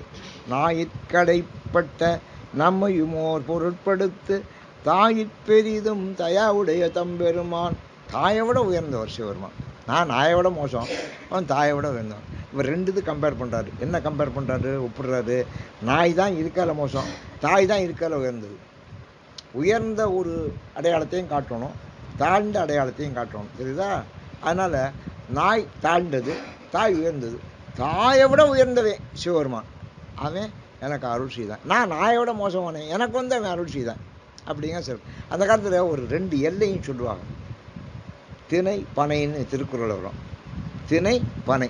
திணைங்கிறது சின்னமாக இருக்கும், அவ்வளோதான் தாவரத்தில். பனைங்கிறது எவ்வளோ உயரம். இப்போ பனை மரம் தான் ரொம்ப உயர்ந்தது. ரொம்ப உயர்ந்த மரம் பனை மரம் தான். தென்னை மரம் அதோட சின்னந்தேன். மரங்கள்லே ரொம்ப உயர்ந்த மரம் பனை மரம். ரொம்ப சின்னமானது திணை தான். அதனால் திணை பனை. திணைத்தனை நன்றி செய்யணும் பனைத்துணையாக கொள்வர் பயன்தெரிவார் அப்படின்னு வள்ளுவர் சொல்லுவார். திணை பனைன்னு சொல்லுவார். திணைங்கிறது சிறுசு, பனைங்கிறது பெருசு. மேக்சிமம் மினிமம் சொல்லாமல் இருங்க, அந்த லிமிட்டு. அப்படிங்கிற போது தாய் நாய், நான் நாயை விட மோசமானவன். சிவபெருமான் தாயை விட உயர்ந்தவன். தாயை பிரிந்தும் தயாவுடைய தம்மன். தயானா கருணை. தயா தாயிலேருந்து வந்தால் தயா, அதுலேருந்து வந்தால் தயாளன், தயவு, எல்லாம் ஒரே பொருள். தாயிலேருந்து வந்த மாய பிறப்பறுத்து ஆண்டான் என் வல்வினை. இது மாய பிறப்புங்க. இந்த பிறப்பு இது எவ்வளவு மாயங்கிறீங்க. இதை போய் மனுஷன் உண்மையை நினைக்கிறானே. இந்த பதவி, பணம், ஆசை, என்ன இதில் எல்லாம் ஒன்றும் இல்லைங்க. அதனால தான் பட்டினத்தார் திறந்தார். இப்படி ஒரு சின்ன நறுக்குத்தான் பையன் எழுதி கொடுத்துட்டு போனேன். ஓலை நறுக்கு பேழைக்குள்ளே எடுத்து பார்த்தாரு. அதில் என்ன எழுதிருக்கு, காதற்ற ஊசியும் மாறாவது காணும் கடைவடிக்கைன்னு இருக்குது. காது போன ஊசின்னு, அந்த காது இருக்கிற வரைக்கும் தான் தைக்க வரும், காது இல்லைன்னா தைக்க முடியும், அப்புறம் தூக்கிட வேண்டிய. அது கூட நீ போகிற பின்னால் வராதுடா அப்படின்னு சொன்னேன். இவ்வளவு சம்பாதிச்சு இன்னும் கோடிக்கணக்காக போட்டிருக்காங்க. என்ன எது வரப்போகுது? காதற்ற ஊசியும் மாறாது காணும் கடைவடிக்கைன்னு படித்தா. அன்னைக்கு அவன் தான் பெரிய பணக்காரன் அந்த ஊர்லேயே, ராஜாவுக்கே கடன் கொடுக்குற பட்டினத்தார். அப்போவே திறந்துட்டாரு, ஒரு செகண்டில் தூக்கி போட்டு போயிட்டாரு. ஒரு செகண்டில் திறந்தா தான் திறக்கலாம், தெரியுதா? நீங்கள் வரைக்கும் யோசிச்சு பார்த்து 2 நாள் பதில் சொல்கிறேன், இன்னும் 2 நாள் யோசிச்சு சொல்கிறேன் அப்படின்னா அவெல்லாம் துறவியாவானா? துறவியாக மாட்டான். யோசிச்சு சொல்கிறேங்கிறனால துறவியாக மாட்டேன். துறவியாகணும்னா அப்போவே புறப்பட்டுருவணும். அதனால் மாயப்பிறப்பறுத்து ஆண்டான், என்னுடைய மாயப்பிறப்பை அறுத்துட்டானே, என் வல்வினை என் வாயிற் பொடியற்றி பூவல்லி கொய்யோமோ. அவன் இந்த வல்வினை இருக்குல்ல, வினையை அடைக்கணும், பொடியற்றி பொடியை அப்படி பொடியை தூவி அடைச்சிட்டானே. நீங்கள் இந்த ஓட்டை அடைக்கிறானே, அவங்கள்ட்ட போய் பாருங்கள். அவன் என்ன செய்வான் தெரியுமா? இந்த பித்தளை பாத்திரம் ஓட்டையாக இருக்குன்னா அதுக்கு மேலே ஒரு பொடியை போடுவேன், அதுக்கு மேலே கந்தகத்தை வைப்பேன், அதுக்கு மேலே நெருப்பு வைப்பேன், ஒட்டிக்கிறோம். அதான் பொடியட்டி. பொடியை வச்சு தான் அடைக்கணும். எந்த தோலையை அடைக்கிறனாலும் ஒரு பொடியை வச்சு தான் அடைக்கணும். பொடியை வச்சு அப்படி இல்லாமல் நீங்கள் அடைக்க முடியாது, தெரியுதா? அதுக்கு தான் பொடின்னு அந்த வாயில் வைக்கணும். எந்த இடத்துல ஓட்டை இருக்கோ அந்த ஓட்டையில் ஒரு கொஞ்சம் பொடியை வைக்கணும். அப்புறம் அது கந்தகத்தை வச்சு அப்படி அந்த நெருப்பை காட்டுவேன். நான் அந்த அடைக்கிற இடம்லாம் பார்த்துருக்கேன். அவங்கள கந்தகத்தை வைப்பேன், அடைச்சி போடுவேன். வாயிற் பொடியட்டி பூவல்லி கொய்யோமோ. என்னுடைய பிறப்புங்கிற வாய் இருக்குல்ல, வல்வினை, வினை தானே பிறப்பு காரணம். வினையினுடைய அந்த ஓட்டையில் போய் பொடியை வச்சு அடைச்சி விட்டான்ல. வினையை அடைச்சாச்சுன்னா பிறவி கிடையாதுல்ல. பிறவியை வரப்படாதுன்னா வினையை அடைக்கணும். வினை எப்படி அடைச்சா? பொடி வச்சு அடைச்சி வாயிற் பொடியட்டி பூவல்லி கொய்யாமோ அப்படி நம்ம அதை அட்டி பூவல்லி கொய்வோம். பண்பட்ட தில்லை பதிக்கரசி பரவாதே. தில்லை பண்பட்ட தில்லை, சரிதா? நீங்கள் பண்பட்ட தில்லைங்கிறது சாதாரண வார்த்தை இல்லை. அந்த ஊருக்கே அது ஒரு பெரிய சிறப்பு. பண்பட்ட தில்லைங்கிற இன்னொன்று வார்த்தை பண்பட்டது இல்லைன்னு வந்துடும். பண்பட்டது இல்லைன்னு வந்துடும். அதை பண்பட்ட தில்லைன்னு படிக்கலாம், பண்பட்டது இல்லைங்கிற. இப்போ எல்லாம் பண்பட்டது இல்லை. என்ன பெரிய பண்பட்டது? நீங்கள் சில ஊர்களை விஷயம்னா, இந்த ஊரில் நீங்கள் பொண்ணை வேண்டாம் சார், இந்த ஊருக்கான சரியில்லை, அங்கே இந்த பொண்ணு வேண்டாம்னு எழுதி வச்சுருக்கிறத இந்த ஊர் பொண்ணு வேண்டாம்னு எழுதியிருக்கேன், இந்த ஊர் பையன் வேண்டாம்னு எழுதி வைக்கிறேன். என்ன காரணம்னா அந்த ஊரே வேண்டாங்கிறேன். ஏன்? என்ன பண்பட்டது இல்லை, அந்த ஊர் பண்பட்டது இல்லைன்னு அவனுடைய அடையாளம். சில ஊரை சொன்னால் அங்கே பொண்ணு நம்ம எடுப்போம் சார் அப்படிங்கிறேன், அங்கே பிள்ளை கூட்டுவோம் அப்படிங்கிறேன். காரணம் என்ன? அந்த ஊரில் பிள்ளைகள் நல்ல பிள்ளைகள் 4 பிள்ளை கூட்டினா ஒரு ஊரில் அந்த பிள்ளைகள் நல்ல பிள்ளை இருந்துச்சு, நமக்கு அந்த ஊரில் பாருங்கள் சார் அப்படிங்கிறேன். ஒரு ஊர் ஒருத்தர் பிள்ளைய கூட்டி இருந்தாங்க, அவன் வீட்டை விற்றேன், வீட்டையே பிரித்தேன். அந்த ஊர் கரைஞ்சனை, இந்த ஊரில் நீங்கள் பிள்ளை எடுக்காதீங்க, நான் வீட்டை பிரிப்பேன் அவன் அப்படி ஒருத்தன் தான் பிரித்தேன். ஆனால் அந்த ஊரே வேண்டாங்கிறேன். பண்பட்ட தில்லைன்னு அதான் பண்பட்டது. ஒரு ஊரே பண்பட்டதுன்னா தில்லை தான் பண்பட்டது. ஏன்னா 3000 தில்லை 3000 அவங்களுடைய பணி அது. பண்பட்ட தில்லை பதிக்கு அரசை பரவாதே. அந்த பதிக்கு அரசன் ஆறு நடராஜா. ராஜானா ராஜா தானே, அந்த ராஜாவை நம்ம வழங்காம எண்பட்ட தக்கன் அருக்கன் எச்சன் இந்து அனல் விண்பட்ட பூத படைவீர பக்தியரால் தக்கன் தச்சன் யாகம் இந்த கதையெல்லாம் உங்களுக்கு ஏற்கனவே நம்ம சொல்லியிருக்கோம். தச்சன் அந்த யாகத்தை நடத்தினவன் எச்சன். அருக்கன்னா சூரியன், இந்துனா இந்திரன், அனல்னா தீ அக்னி பகவான். எல்லாரும் விண்பட்டன்னு எல்லாரையும் முடிச்சு விட்டாங்கல்ல, எல்லாரையும் க்ளோஸ் பண்ணியாச்சு, தெரியுதா? அந்த யாகத்துக்கு வந்து அத்தனை பேரையும் முடிச்சாச்சு. யார்? விண்பட்ட பூதப்படை வீர பத்திரல பூதப்படை. அப்போ தான் பூதப்படையை சாமி அனுப்புனார். அவர்கிட்ட 2 படை இருக்குது, ஒன்று நந்திப்படை, இன்னொன்று பூதப்படை. நந்திப்படை பூதப்படை, இந்த 2ஐயும் கூட்டிகிட்டு தான் முருகப்பெருமான் யுத்தத்துக்கு போகிறாரு. ஒன்று பூதப்படை, இன்னொன்று நந்திப்படை. இப்போ நந்திப்படையை கூட்டு வர பூதப்படைத்தான் அனுப்புனார். பூதமெல்லாம் பெருசாக இருக்கும் இல்லையா? வீரபத்திரர் உண்டாக்கிட்டாரு. அவருடைய 64 வடிவங்களில் அது ஒன்று வீரபத்திரர் தான் அங்கே போய் இருந்து பூதப்படையினுடைய உதவியினால் அவ்வளோ பேரையும் அடித்து நொறுக்கி பல்ல உடைச்சி காதை கிழிச்சு தலையறுத்து எல்லாம் பண்ணார். புண்பட்ட வாபாடி அந்த வீரபத்திரனால் அவர்கள் அத்தனை பேரும் அடிபட்டார்கள், புண்பட்டார்கள். அந்த புண்பட்ட வாபாடி பூவல்லி கொய்யோமோ அவங்கெல்லாம் எவ்வளோ புண்பட்டார்கள் அதை நம்ம பாடுவோம். புண்பட்ட பாட்டு சரிதா? அதை பாடுவோம்.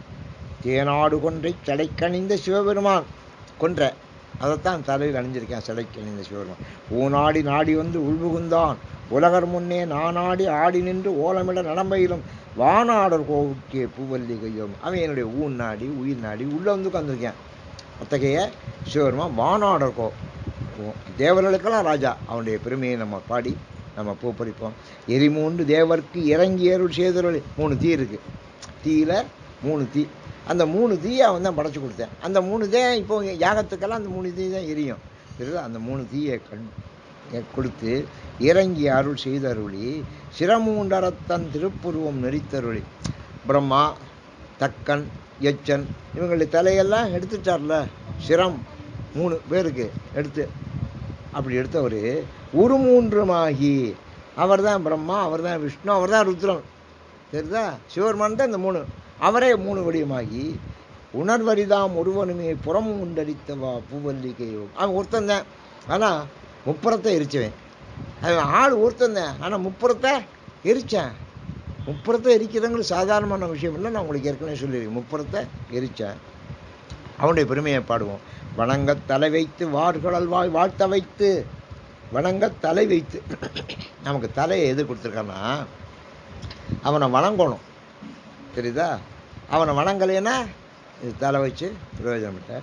வார்கடல் வாழ்த்த வைத்து. வாய் எது கொடுத்துருக்காருன்னா அவனுடைய திருவடியை வாழ்த்தணும். திருவடியை. ஆனால் பூழியர்கோன் வெப்பொடித்த புகழியர்கோன் கடல் போற்றி எல்லாம் ஆழிமிசை கல்மிதப்பில் அணைந்தபிரான் அடி போற்றி வாழி திருநாவலூர் வன்றொண்டற் பதம் போற்றி ஊழிமணி திருவாத ஊர திருத்தாள் போற்றி. இந்த திருவடிகளை வணங்குறதுக்கு தான், வாழ்த்துறதுக்கு தான் வாய். போற்றி போற்றினா வாழ்த்துறது தானே. அப்படி வணங்க தலை வைத்து வார்கடல் வாய் வாழ்த்த வைத்து. பகவான் உனக்கு தலையை எது கொடுக்காரு வணங்குறதுக்கு, வாயை எது கொடுக்காரு வாழ்த்து. யாரை? சிவருமானே. நீ ரெண்டும் செய்யலையே. எல்லாம் சாமி இல்லைங்கிறான், பூதம் இல்லைங்கிறான், கடவுள் இல்லைங்கிறான், அது இல்லைங்கிறான், இது இல்லைங்கிறான். என்ன பிரயோஜனம்? அதனால் இணங்கத்தன் சீரடியார் கூட்டம் வைத்து. சரி, நீ மட்டும் வணங்கி வாழ்த்தி பிரயோஜனம் இல்லைப்பா. உன்னோட ஒரு கூட்டத்தையும் தந்திருக்காருல. இப்போ நம்ம 1000 பேர் இதை கேட்குறா, ஒரு கூட்டம் இருக்கு பற்றியெல்லாம். இப்போ நம்ம முற்றவர் போனோம்னா ஒரு 50 பேர் உட்காந்து பாடுறா, படிக்கிறா. நம்ம ராமாயணம் சொன்னால் 100 பேர் உட்காந்து கேட்குறா, 200 பேர் உட்காந்து அப்போ இனங்களை வந்து அந்த உட்காருவேன், அவன் தான் கேட்பேன், அவனுக்கு தான் சீரடியார்னு பேர். அடியார்கள் இல்லாத அமைப்பு இருக்கு பாருங்க, அதெல்லாம் உருப்படாது. அடியார்கள்லாம் சார் நான் ஒரு ஆள் அந்த சங்கம் நடத்துகிறேன் அப்படின்னா அன்னையோட அது சங்கம் முடிஞ்சுது. அன்னையோட சங்கம் முடிஞ்சுது. ஒரு சங்கம்னால ஆட்கள் பேர் நிறைய இருக்கணும்.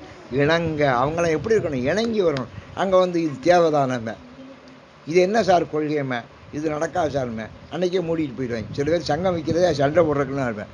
சங்கம் வச்சு சண்டை போடுவாங்க, மூடிட்டு போயிடுவாங்க. ஒருத்தர் இணங்கி போகணும். டே இணங்கி போங்கடா. அண்ணன் தம்பி சண்டை அடிச்சுக்கிட்டா பெரியவ வந்து டே என்னடா அண்ணன் தம்பிடா இணங்கி போங்கடா. அவங்க பஞ்சாயத்தே பண்ண மாட்டாங்க. அந்த டே இணங்கி போங்கடா. முதல் வார்த்தையை தான் சொல்லுவோம், இணங்கி போங்கடா. அண்ணன் தம்பி சண்டை நான் இணங்கி போங்க. இல்லைப்பா ஒன்னோட இன்னும் பிறந்த பிள்ளைய கொடுத்து இணக்கமாக இருக்க வேண்டாமா? பிணக்கமாக இருக்கிறது. பிணக்கமாக இருந்தால் சண்டை போடுறது. அவன் என்ன பண்ணாலும் இவன் சண்டை போட்டுக்குங்க.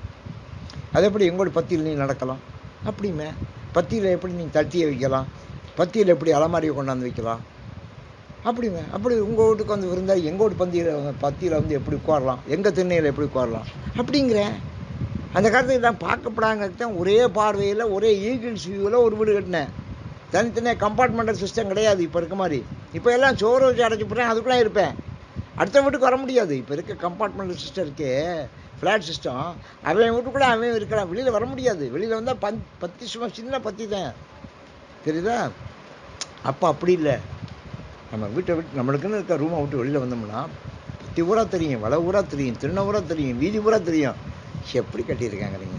இணங்க தன் சீரடியா இணக்கமாக வாழணுங்கிறத அப்படி அந்த காலத்துக்கு. அப்போ தான் உங்களுக்கு பார்வை, பிறந்த பார்வை அப்போ தாங்க கிடைக்கும். இல்லைன்னா இத்தினோண்டு இடத்துக்குள்ள இருந்தால் குறுகிய பார்வை தான் வரும். குறுகிய பார்வையே இருக்கப்படாது. இணங்க. நீங்கள் அந்த காலத்தில் விவேகானந்தர் சொன்னார், சும்மா நம்ம உலகத்தையே சின்ன சின்ன ரூமை பிடிச்சி அடைச்சிவிட்டோம் அப்படிங்கிறது. உலகத்தை சின்ன சின்ன ரூமுக்குள்ளே அடைச்சி வச்சுவிட்டோம். உலகத்தையே சின்ன சின்ன ரூமுக்குள்ளே அடைச்சி வச்சு ரூமுக்குள்ளே உட்காந்து பார்த்தா நமக்கு என்ன உங்களுக்கு சிந்தனை வரும்? பெரிய சிந்தனையை வராதுன்னு அவர் பாடுறார். அதனால் இணங்கத்தன் சீரடியார் கூட்டம் வைத்து ஒரு கூட்டத்தையே நம்ம கொடுத்துருக்காரு நம்மோடு இணங்கி வாழ்வதற்கு. அடியார்கள் அதான் சீரடியார். அன்னைக்கு சொன்ன அடியார், அப்புறம் பழைய அடியார், சீரடியார். சீரடியார்னா திருவுத்திரவசமங்கையிலேருந்து வந்தவங்க. அப்படி கூட்டத்தையும் வைத்து எம்பெருமான் அணங்கொடு அணிதில்லை அம்பலத்தை ஆடுகின்ற குணங்கூறப்பாடி நாம் பூவல்லி கொய்வோமம் குதிரையிலாக ஆட்டானே அவனுடைய குணங்களையெல்லாம் நம்ம ஆடி பாடி பூ கொய்வோம். நெறி செய்தருளி சரியை கிரியை யோகம் ஞானம்ங்கிற நெறிகளை நமக்கு தந்திருக்கேன் அவனை அடையிறதுக்கு. நெறி செய்தருளி தன் சீரடியார் பொன்னடிக்கே குறி செய்து கொண்டென்னை ஆண்டவிரான் குணம்படை. அவன் ஒரு குறி, என்ன குறி? நல்ல அடியார்கள் கூட்டத்தை நம்ம சேரணும் அப்படின்னு நினச்சேன். அதான் அவனுடைய குறி. அதனால் அதுக்கு தகுந்த குணம், நமக்கு தகுந்த குணத்தை கொடுத்து அந்த குறியை கொடுத்து அந்த கூட்டத்தில் நம்ம சேர்த்து ஆண்டபிரான் நம்ம ஆள்றான். என்னைக்கும் குணம்படவி முறி செய்து நம்மை முடிதுடற்றும் பழவினை. முறி செய்துன்னா அதான் ஓலை, டாக்குமெண்ட்டு. இப்போ 10 நிமிஷம் சொல்ல பாருங்க, எதாக இருந்தாலும் டாக்குமெண்ட்டில் பேசுகிற மாதிரி. நீ டாக்குமெண்ட்டை கொண்டாப்பா.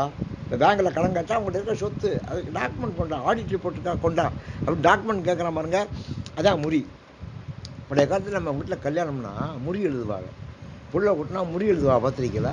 அந்த முறியெல்லாம் கழிச்சு விடுவா. அது இன்னைக்கு சுப்ரீம் கோர்ட் வரைக்கும் செல்லும்.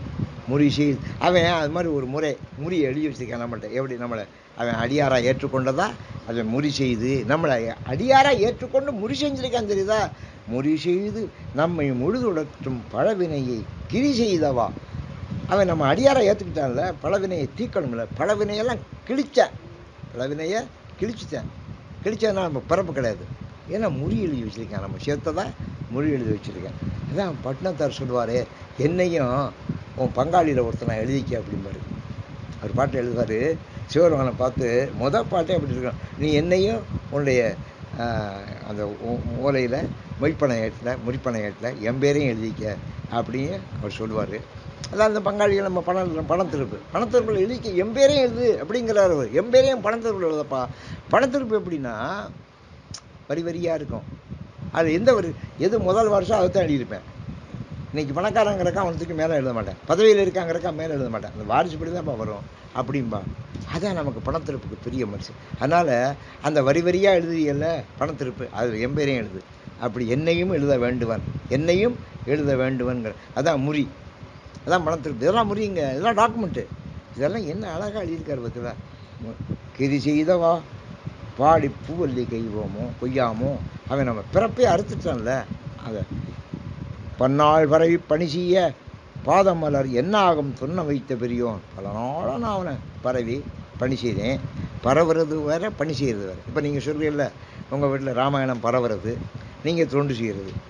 நான் தான் தொண்டு செய்கிறேன் அப்படி சொன்னீங்க. அதனால் பரவுறது ஒன்று, பணி செய்கிறது. இப்போ நானே பரவவும் செய்வேன், பணி செய்யவும் செய்வேன். பரவுறதுன்னு ஒன்று, பணி செய்கிறது ஒன்று. பணி செய்யாமல் பரவ முடியாது, பரவாமல் பணி செய்ய முடியாது. ரெண்டையுமே நம்ம செய்யலாம். இப்போ நான் ரெண்டையுமே செய்வேன், நானே ரெண்டையுமே செய்வேன். பணி செய்யலாம், இங்கே பெஞ்சு டேபிள்லாம் தூக்கி போடணும், அந்த இடத்த கூட்டி விடணும், மேஜா ஏற்பாடணும், அதெல்லாம் அந்த தொண்டு. அந்த தொண்டு ரொம்ப பெருசு. நான் போனால் நானே தொண்டு வாங்கி செஞ்சுருவேன். போன இடத்துல அரேஞ்ச்மெண்ட்லாம் சரியில்லைன்னா நானே அரேஞ்ச்மெண்ட் பண்ணிடுவேன். நான் தான் பேச போடுவேன். சார் நீங்கள் பேச நீங்கள் என்ன சார் எல்லாம் பண்ணிக்கிறேன். ஏப்பா நான் பேசுனா எல்லாம் செய்யப்படாதா? நான் போனோம்னா எல்லோரும் வந்துடுவாங்க, வந்து எல்லாம் சொல்லி சத்த நேரத்தில் சரியாயிடும். பணி செய்யணும், பரவி பணி. இதெல்லாம் ரொம்ப அடிப்படையான வார்த்தைகள், தெரியுதா? இதெல்லாம் அழுத்தமாக நம்ம சொல்லலைன்னா தெரியாது, ஏதோ போக்கில் பாடியிருக்கான்னு நினைப்போம். பன்னாள் பரவி பணி செய்ய பாதமலர் என்ன ஆகும் சொன்ன வைத்த பெரியோன். நான் இதெல்லாம் செய்யணும்னா அவன் எங்கிட்ட உட்காரணும். அவன் உட்காரலைன்னா எனக்கு எப்படி இந்த ஞானம் வரலைன்னா நான் எப்படி விளம் செய்வேன்? அவன் உட்கார்ந்துட்டேன். பெரியோன் எழிற்சுடராய் கல்நார் உரித்தன்னை ஆண்டு கொண்டான். கல் இதில் நார் உரிச்சு ஆண்டு கொண்டான். களல் இணைகள் பொன்னான வாவாடி பூவல்லி குய்யோமோ. அப்படி திருவடிகள் பொன்னான திருவடிகள், அதை நம்ம பரவி பூவல்லி குய்ய வேண்டாமா? பேராசையாம் இந்த பிண்டமர. பேராசை இது பிண்டம், நம்ம உடம்பு இருக்கே இதை பிண்டம்ங்கிறாரு. இதுக்கு இந்த பிண்டத்துக்கு என்ன அடிப்படைனா பேராசைங்கிறது. இந்த பிண்டம் ஏன்டா இன்னும் இருக்குது? சில பேர் முண்டம்ங்கிற. பிண்டத்துக்கு என்ன வித்தியாசம்னா, மொத்தமாக இருந்தால் பிண்டம், தலை போச்சுன்னா முண்டம், இதான் வித்தியாசம். ஏன்டா இது? பேராசையெல்லாம் இருக்கேன் இல்லை. இந்த பிண்டம் இருக்கும்னா பேராசை இருக்கும். ஆசை இருந்தால் பிண்டம் இருக்காது, ஒரு நாள் போயிடும். பேராசை இருந்தால் இழுத்துக்கிட்டே கிடக்கும். எங்கள் ஐட்ட 90 வயசுக்கு எடுத்துக்கிட்டே இருந்தா, 8 மாதம் கிடந்தா தரையில் சாப்பிடாம, அண்ணா ஆகாரம் இல்லாமல் 8 மாதம் தரையில் கிடந்தா. அது 8 தடவை வந்துட்டு போனா எல்லாரும், இந்த போயிடும் அந்த போயிடும் வந்துட்டு, இந்த போயிடும் அந்த போயிடும் வந்துட்டு வரல. கடைசியாக எல்லாரும் போகிறோம் சொல்லிட்டு போனான். இனிமேல் செத்தாத்தான் நீங்கள் எங்களுக்கு தந்தி அடிக்கணும், சாங்காட்டி சா கிடக்கான்னு சொல்லாதீங்க. சா கிடக்கான்னு சொல்லி 8 தடவை வந்துட்டோம். அவன் ஒன்றும் சாகிறதா இல்லை, எல்லாம் வருத்தப்படி சொல்லிட்டு போனாங்க. ஒன்றும் சாகிறதா இல்லை, இனிமேல் அப்படிலாம் சொல்லாங்க. அப்புறம் செத்து போனது மட்டும் தான் எல்லோரும் ஃபோன் பண்ண உள்ளோடிக்கே செத்து போனாளா அப்படின்னு கேட்டா, உள்ளோடிக்கே செத்து போனாளா அப்படின்னு. ஆமாண்ணா. அப்புறம் தான் வந்தாங்க எல்லாரும். பேராசையாம் இந்த பிண்டமர. நம்ம எவ்வளவு அடிப்படையான விஷயங்களை அவர் தெளிவாக சொல்றாரு. இதெல்லாம் ஒரு பெரிய தத்துவங்க. பிலாசபி மட்டும் இல்லை, சைக்காலஜி மட்டும் இல்லை, இது உடல் தத்துவம், உடல் கூறு. ஒருத்தர் பேராசை இருந்தால் தான் கிடப்பேன், தெரியுதா? இல்லைன்னா இழுத்துக்கிட்டே கிடக்கடா அப்படின்னா, யாரோ வர வேண்டிய இருக்கு அப்படிப்பேன். இழுத்துக்கிட்டு கிடந்தா யாரோ வர வேண்டிய இருக்கு அப்படின்னு வந்தவொடனே தண்ணியை ஊற்றுல போயிடுவேன் கிடக்குது. பேராசையாம் இந்த பிண்டமல பெருந்துரையான் சீரார் திருவடியின் தலைமையில் வைத்த பிரான். இந்த சீரார் திருவடியே என் தலையில். இந்த பிண்டம் போகணும், அதுக்கு பேராசை போகணும், தெரியுதா? பிறவி போகணும்னா வினை போகணும், அது மாதிரி பிண்டம் போகணும்னா பேராசை போகணும். இது எப்படி அடிப்படையான வார்த்தைகளை சொல்லாது இருந்தேன். இதெல்லாம் ரொம்ப நல்லா உற்று நோக்கினா தான் அந்த தத்துவங்கள் நமக்கு புரியும். பேராசையாம் இந்த பிண்டமர. இந்த பிண்டமே பேராசை. அதை பெருந்துரையான் சீரார் திருவடி என் தலைமையில் வைத்த பின் அவங்க நான் தலையில் வச்சுட்டேன். வச்ச உடனே காரார் கடல் நஞ்சை உண்டு கந்த காவாலி போரார் புறம்பாடி பூவல்லி கொய்யாம. அவன் யாருமே கடல்லேருந்து வந்த நஞ்சை குடிச்சவன் வைப்பாவேன். அப்படிப்பட்ட ஆளுவேன். எவனா நஞ்சை குடிப்பானா? நஞ்சுனால ஓடிடுவேன். நான் இந்த இந்த கசப்பாக இருக்கிற ஐட்டங்களே நான் சாப்பிட மாட்டேன். கசப்பாக இருக்கதே சாப்பிட மாட்டேன். காரணம் என்ன, என்னால் சாப்பிட முடியாது. நான் அதில் ஏதாவது இனிப்பை போட்டு சாப்பிடுமான்னு யோசிப்பேன். ஏன்னா இனிப்புனா பிரியமாக சாப்பிடுவேன், ஆனால் கசப்பு சாப்பிடுவேன். விஷம் ஒரே கசப்பு தானே, அதை குடித்தானுங்க அவன். சிவபெருமானுக்கு என்ன சிறப்புன்னு அதை குடிச்சு அவன் பேரை அவனுடைய புகழை சொல்லி பூவல்லி கொய்வோம். பாலும் அமுதமும் தேனுமுடனாம் பராபரமாய். அவன் பால், அவன் தான் அமுதம், அவன் தான் தேன், எல்லாம் அவன் தான். பராபரமாய் கோலங்குளிர்ந்து உள்ளம் கொண்ட பிரான். கோலங்குளிர்ந்து அவனுடைய கோலங்கள்லாம் என்ன கோலங்கள், அவனுடைய கோலங்கள் சாதாரண கோலங்கள், அழகான கோலங்கள். கொண்ட பிரான் குறைகளர்கள் ஞாலம் பரவுவார் நன்னெறியே. நன்னறியா மன்னறி ஞாலம் பரவுவார்ன. இந்த உலகத்தில் எல்லாரும் அவன் தன்னைத்தான் பரவுறேன், தன் குடும்பத்தை பரவுறேன், அப்புறம் சுற்றத்தை பரவுறேன், ஞாலம் பரவுவார்னு. அதனால் இந்த உலகம் பூரா நமக்கு சுற்றம்னு நினைக்கணும். உலகமெல்லாம் நம்முடையது, உலகத்துக்கெல்லாம் நம்ம தொண்டு செய்யணும் அப்படின்னு நம்ம கொள்கை, அந்த கொள்கை. அதனால் யாதும் ஊரே யாவரும் கேளி. நம்ம பாட்டுகள் நீங்கள் எடுத்துடலாம். சேக்கிழார் உலகலாம் உணர்ந்து ஓதற்கரியவன் பாட்டை பாட்டை உலகலாம்னு ஆரம்பிக்கிறாரு. ராமாயணம் உலகம் யாவையும் தாமுடாக்கள் அப்படித்தான் ஆரம்பிக்கிறாரு. அது மாதிரி திருவள்ளுவர் என்ன செய்கிறாரு, எடுக்கிறோன்னு அகர முதல எழுத்தெல்லாம் ஆதிபகன் முயற்சே உலகுன்னு தானே ஆரம்பிக்கிறாரு. எல்லாருமே அந்த காலத்தை உலகன்னு ஆரம்பிப்பாரு. காரணம்னா உலகம் தழுவிய பார்வை, உலகம் தழுவிய சுற்றம், உலகம் தழுவிய நட்பு. அது ரொம்ப முக்கியம். உலகம் நம்மளையே தனியாக அடைச்சிக்கப்படாது. அதனால சொன்னேன், ஞாலம் பரவுவார். அவங்களாம் ஆறு அடியார்கள், ஞாலம் பரவுவார் நன்னறியாம் அன்னறி. அதான் நன்னறி. ஒரு கொள்கை சொல்லார், ஞாலம் பரவுவார் நன்னறியாம் அந்நெறியே போலும் புகழ்பாடி புவல்லி குய்யோம். அதான் நம்ம நெறி. நம்ம நெறி என்ன, ஞாலம் பரவுறது. நம்மளை மட்டும் பரவுறது இல்லை. இப்போ நம்ம பாடுறோம், பேசுகிறோம், இதை நீங்கள் பதிவு செய்கிறேன். இது யார் கேட்குறா, உலகமெல்லாம் கேட்குறாங்கல்ல, எங்கெங்கேயும் இருந்து கேட்குறா இல்லையா. இதான் ஞாலம் பரவுறது.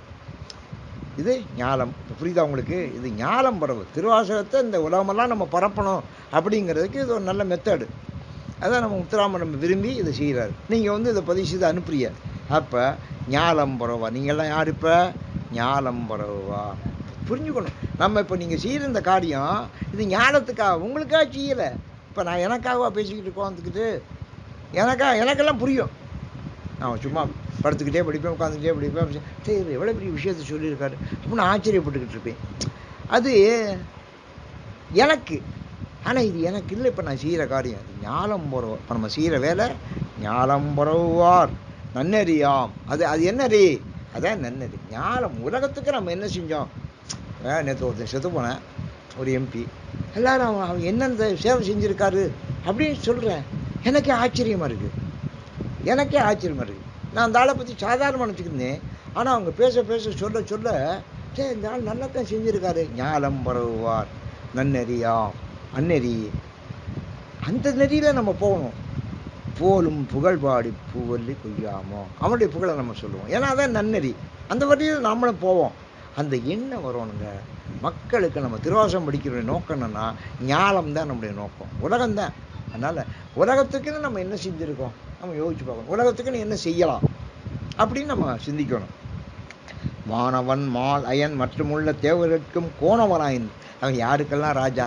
வானவன் தேவர்கள், மால் திருமால், அயன் பிரம்மா, மற்றும் உள்ள தேவர்கள். என்னென்ன தேவர்கள்? அவளை 33 கோடி தேவர்கள். எல்லாருக்கும் அவன் தான் ராஜா. தான் ராஜா. கூடலிலா குணக்குரியோன். கூடலிலா, ஒரு குற்றம் இல்லாத ராஜாவன். நல்ல குணமும் உடையவன், நல்ல குறிகளும் உடையவன். குணமும் இருக்கணும், குறியும் இருக்கும். சிலவருக்கு குணம் இருக்கும், குறி இருக்காது. சில அடையாளம், குறினா அடையாளம். குணம் இருக்கும், குறி இருக்காது. சில பேருக்கு குறி இருக்கும், குணம் இருக்காது. ஆனால் 2 இருக்கணும். ஆன நெடுங்கடல் ஆளாலம் அமுது செய்ய போனகமானவா பூவல்லி கையோமா. அது கடல்லேருந்து நஞ்சு வந்துச்சு, அதையே விருந்தா சாப்பிட்டனே. நம்ம விருந்துன்னு எல்லாம் விருந்து வாங்கலாம் அப்படின்னா ஒருத்தர் போனேன், காப்பி கொடுத்தேன்.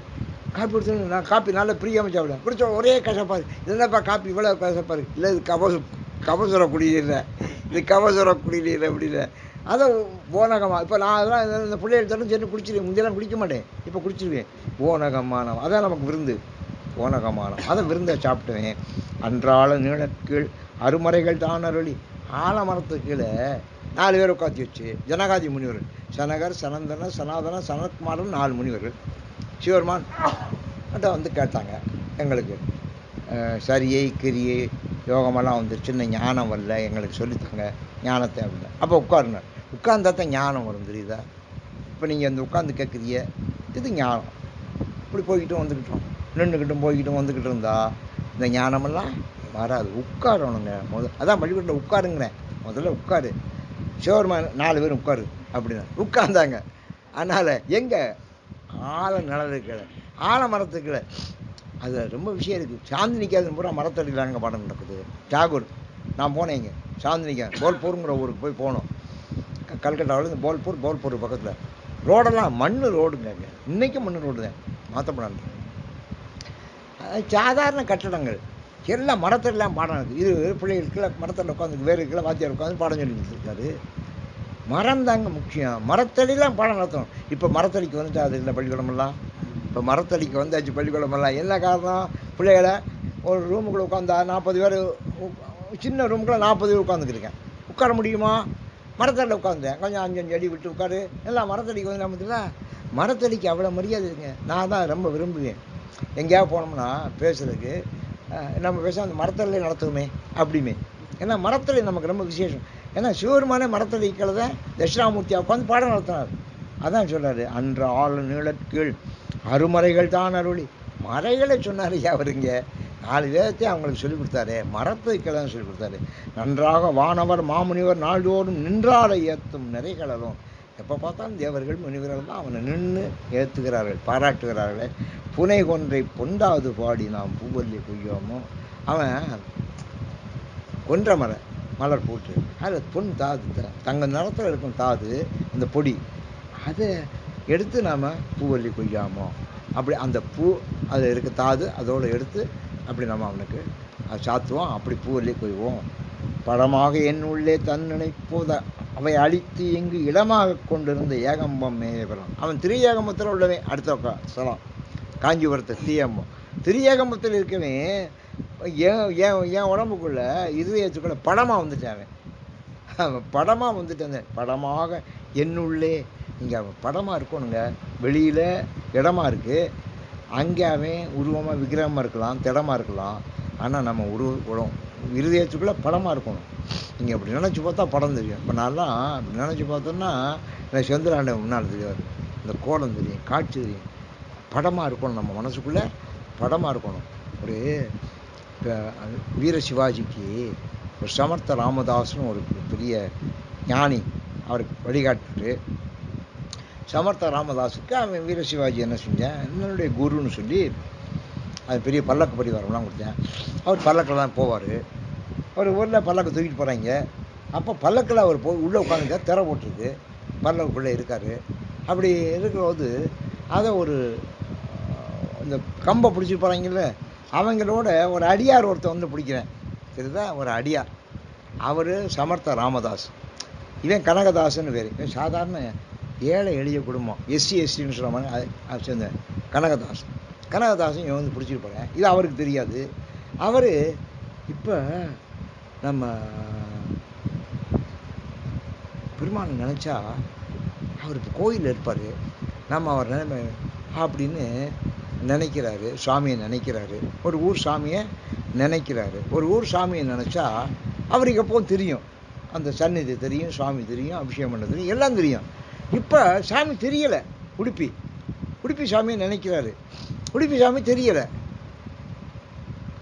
திரை போட்டிருக்கு. இங்கே கீழே கம்பு பிடிச்சிருக்கான் பாருங்க கனகதாஸ். இவன் சொன்னேன், சாமி இப்போ உங்களுக்கு ஏன் தெரியுமா நீங்கள் பார்த்த சாமி தெரியலை, அங்கே திரை போட்டிருக்குங்க. இவன் அவர் நினைக்கிறாரு, அவருக்கு தெரியலை. அவர் மட்டும்தான் நினைக்கிறார், அவர் தேயத்துக்குள்ளே தெரியலை. அது இவனுக்கு தெரியுது, கீழே நிற்கிறவன் சாதாரண ஆள். ஏன் தெரியுமா சாமி உங்களுக்கு தெரியல, அங்கே உடுப்பியில் திரை போட்டிருக்கு சன்னதியில், அதனால உங்களுக்கு தெரியல. அவர் கீழே குதிச்சுட்டாட்டே, நீ என்னோட பெரிய சாமிடா, நீ நானே பெரிய சாமின்னு நினச்சேன், ஞானி நினச்சி, என்னை விட நீ பெரிய ஞானிடா அப்படின்னாரு. அதான் படமாக இருக்கணுங்க, உள்ள படமாக இருக்கணும், படமாக இருதயத்தில் தெரியணும். அவருக்கு தெரியலை, இவருக்கு தெரிஞ்சதில்லை. அதனால் படமாக என் உள்ளே தன் இணைப்போது அவை அழித்து இங்கு இடமாக கொண்டிருந்த ஏகம்பம் மிக வேணாம். அவன் இடமாக வந்து உட்காரணும், படமாக தெரியணும். அவன் இடமாக இருக்கணும், படமாக தெரியணும்.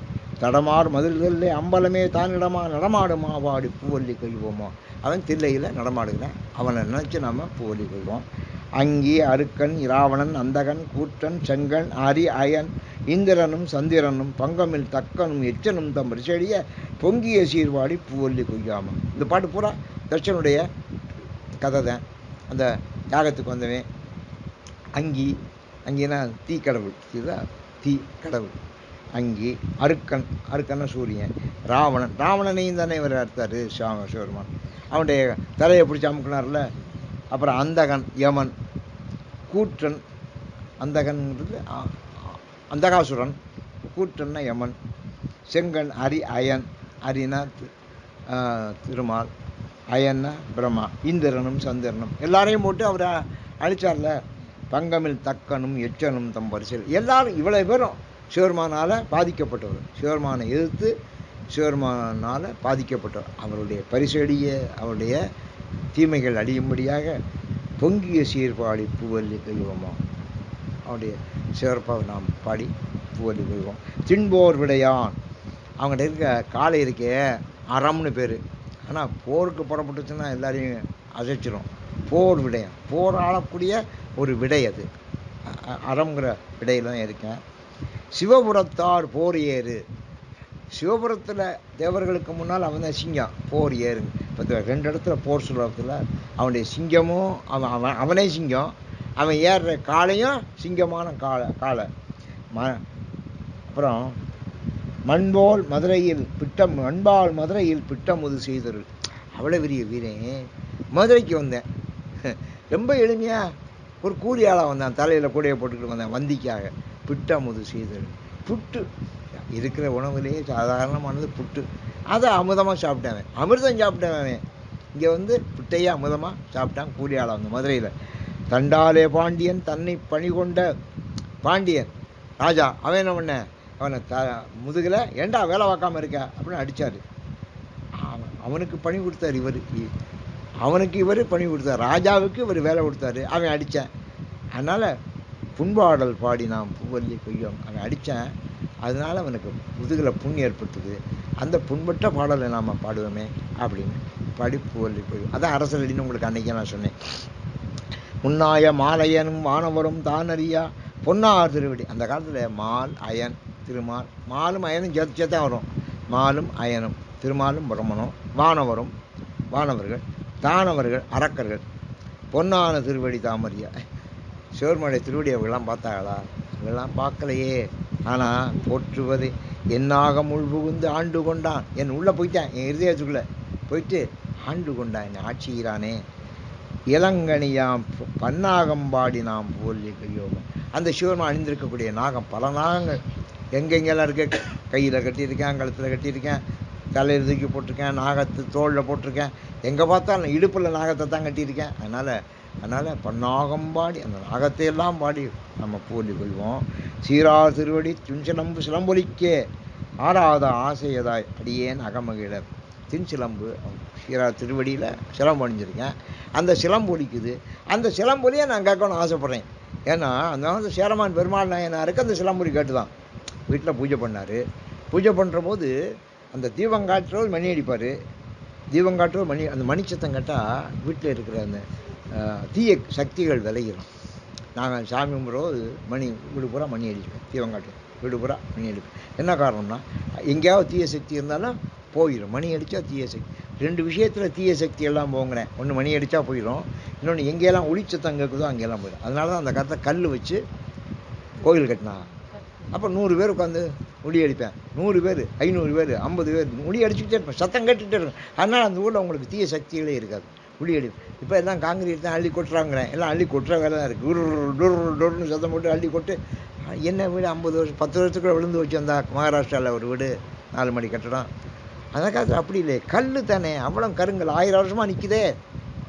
அதனால் ஒளி அடிக்கிற சத்தம் கிருமி இருக்காது, தீய சக்திகள் இருக்காது, மணி அடிக்க சக்தி. அதுதான் மணி நான் எங்கேயா போகிறவங்கெல்லாம் பூஜை பண்ண சொல்லுவாங்க. பூஜை பண்ண போகிற தீபத்தட்டை கொண்டாடுவா, மணி எடுத்தாங்க, தேடிக்கிட்டு இருப்பா, மணியை பிடிச்சி தேடிக்கிட்டு இருப்பா. சில வீட்டில் சங்கம் எடுத்தாமே, சங்கம் தேடுவா. இதெல்லாம் சாமி வீட்டில் பூஜை அறையில் இருக்கணும், பூஜை அறையில் இருக்கணும். அதனால் நம்ம எங்கள் வீட்டுக்குள்ள நுழைஞ்சா பூஜை அறைக்குள்ள இப்படி இருக்கும், உடனே அதுக்குள்ளே போய் எடுக்கணும். அதுக்கு தானே இப்போ மணி பர்ஸ்னா பணம் இருக்கணும்ல, பணத்தை அங்கனைக்கான வைக்கணும், மணி பர்ஸுக்குள்ளே வைக்கணும். மணி பர்ஸ் எங்கே இருக்கணும்? பட்டத்தில் வைக்கணும். நீங்கள் எதை எங்கே வைக்கிறதுன்னு ஒரு பழக்கம் நமக்கு இருக்கணும். அப்படி இல்லைன்னா பிரயோஜனம் இல்லை. சிலம்பு ஒலிக்கும், அவர் மணி அடிக்கிறோம், சிலம்பு ஒலிக்கும். சேரமான் பெருமாள் நாயனார் ஒரு நாள் மணி சத்தம் கேட்கல, ஒன்று வாழை எடுத்து குத்திக்க போயிட்டாரு. சாமி கையை பிடிச்சார். ஏன் சாமி தாமதம்னு கேட்டார். என் சன்னதியில் சுந்தரமூர்த்தி சாமி பாடிக்கிட்டு இருக்கேன், அவன் பாட்டில் மெய்மறந்தேன். அப்படி தான் சுந்தரமூர்த்தி நாயனாரை இவருக்கு அறிமுகப்படுத்தினார். அப்புறம் சுந்தரமூர்த்தி நாயனாரை பார்க்க இவரே வந்துட்டார். அந்த சிலம்புலேயே அவர்களை கூட்டி வைத்ததுனால சிலம்பு. இப்போ இந்த காலத்தோட சிலம்பொலி செல்லப்பொண்ணு ஒருத்தர் இருந்தார், என்னுடைய நல்ல நண்பர். இப்போ தான் காலமானார். என்னோட ஒரு 10 வயசு மூப்பவர். இப்போ தான் காலமானார். ஆனால் நம்ம நல்லா பேசுவார். அதனால் சிலம்பொலின்னு அவருக்கு பேர் வச்சேன். ஏன்னா அந்த சிலம்பு ஒலிச்சா எப்படி இருக்குமோ அப்படி இருக்கும் அவருடைய குரல். அப்படி சிலம்பொலிக்க ஆறாத ஆசையத அடைய நகமகிழ. எனக்கு ரொம்ப ஆசை அந்த சிலம்பொலியை கேட்கணும். எனக்கு கேட்டது சேரமான் பெருமாள் நாயனாருக்கு அடுத்து அந்த சிலம்பொலியை கேட்டது யார்?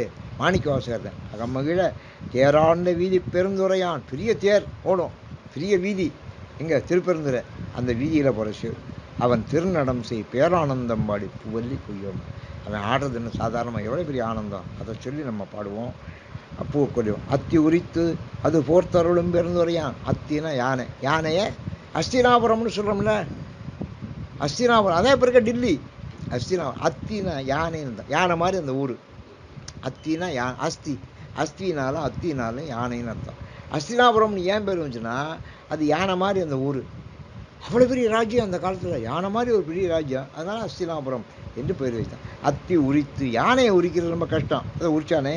அது போர்த்தருளும் இருந்து அதை உரிச்ச மட்டும் வேற எதுக்கே போர்த்திக்கிட்டானே. பித்த வடிவு கொண்டு அவன் பித்தனா வந்தேன், அவன் பித்தனா வந்தேன். உலகில் பிள்ளையுமாம், அவன் பிள்ளை வடிவமாக வந்தேன். அவன் பித்தனா வந்தேன், பிள்ளையா வந்தேன், பிச்சனா வந்தேன், எல்லா வடிவம் அவன். முத்தி முழு முதல் உத்தரகோஷம் அங்கே வள்ளல், முத்தி தரக்கூடிய உத்தரகோஷம் அங்கே இருக்கக்கூடிய பெருமான். இப்போ இதை எதையெல்லாம் சொன்னார்? ஏகமத்தை சொன்னார், திருப்பெருந்துறை சொன்னார். இப்போ உத்தரகோஷம் அங்கே வள்ளல். அப்புறம் ஏகம்மா பெருந்துறை. புத்தி புகுந்தவா பூவல்லி கொய்யாமா. அவன் நம்ம புத்தியில் புகுந்துட்டேன், அவனுக்கு பாடி பூவல்லி கொய்வோம். மாவார ஏரி, இதான் ரொம்ப முக்கியம். மாவார ஏரி, மானம் மிருகம்னு அர்த்தம். இங்கே குதிரையில் ஏறி மதுரை நகர் புகுந்தருளி. மதுரை நகருக்குள்ளே புகுந்தானேவே, மதுரை நகருக்குள்ளே போக முடியும். எவ்வளவு கோட்டை, எவ்வளவு காவல், எவ்வளவு, அதுக்குள்ளே புகுந்துட்டானேவே. மாவார ஏறி மதுரை நகர் புகுந்தருளி தேவார்ந்த கோலம் திகழ பெருந்துரை. தான் தேவன் கடவுள் அப்படிங்கிறத காட்டினார். அங்கே சும்மா வரல, குதிரையில் தான் கடவுள் சிவரும் அப்படிங்கிறத காட்டினார்ல ராஜாவுக்கும் உலகத்துக்கும் நமக்கும். தேவார்ந்த கோலம் திகழ பெருந்துரையான் கோவாகி நம்மை குச்சேவல் கொண்டரும். அவன் ராஜாவை வர்றேன், நம்ம குச்சேவல் கொள்றேன், நம்ம அவனுக்கு பணி செய்கிறோம். குச்சேவல் கொண்டருளும் பூவார் கடல் பரவி பூவல்லி கொய்யும். அவனுடைய பூவார்ந்த கடல் திருவடியை, நம்ம பூ போன்ற திருவடியை வணங்கி நம்ம பூவை பறிப்போம். பூவார்ந்த கடல் அதை பரவி நம்ம பூவல்லி கொய்யோங்கிறது. அதான் நம்ம கடைசி பாட்டில் முக்கியம் சொன்ன பூவார்ந்த கடல், பூ போன்ற திருவடி, அதை நம்ம பரவி பூவல்லி அது வணங்கி நம்ம பூவல்லி கொய்யோம் என்று மிக அருமையாக பாடியிருக்கேன். இது ஒரு நல்ல அருமையான பதிவு. இதை இன்றைக்கு சொல்லக்கூடிய வாய்ப்பு நம்ம கிடைச்சது. இதை நடத்துகின்ற நம்முடைய அன்பிற்குரிய முத்துராமன் அவர்களுக்கும், இதை பதிவு செய்து அனுப்புகின்ற நம்முடைய அன்பிற்குரிய நம்ம அண்ணாமலை கனகம் தம்பதிகளுக்கும், இதை கேட்ட அன்பர்களுக்கும், மாணிக்கம் அவர்கள் அன்பர்களுக்கும் நன்றி கூறி எல்லோருக்கும் எம்பெருமான் ராஜபெருமான் எல்லா நலம் வளமுள்ள பிரார்த்திக்கிறேன். வணக்கம், நன்றி.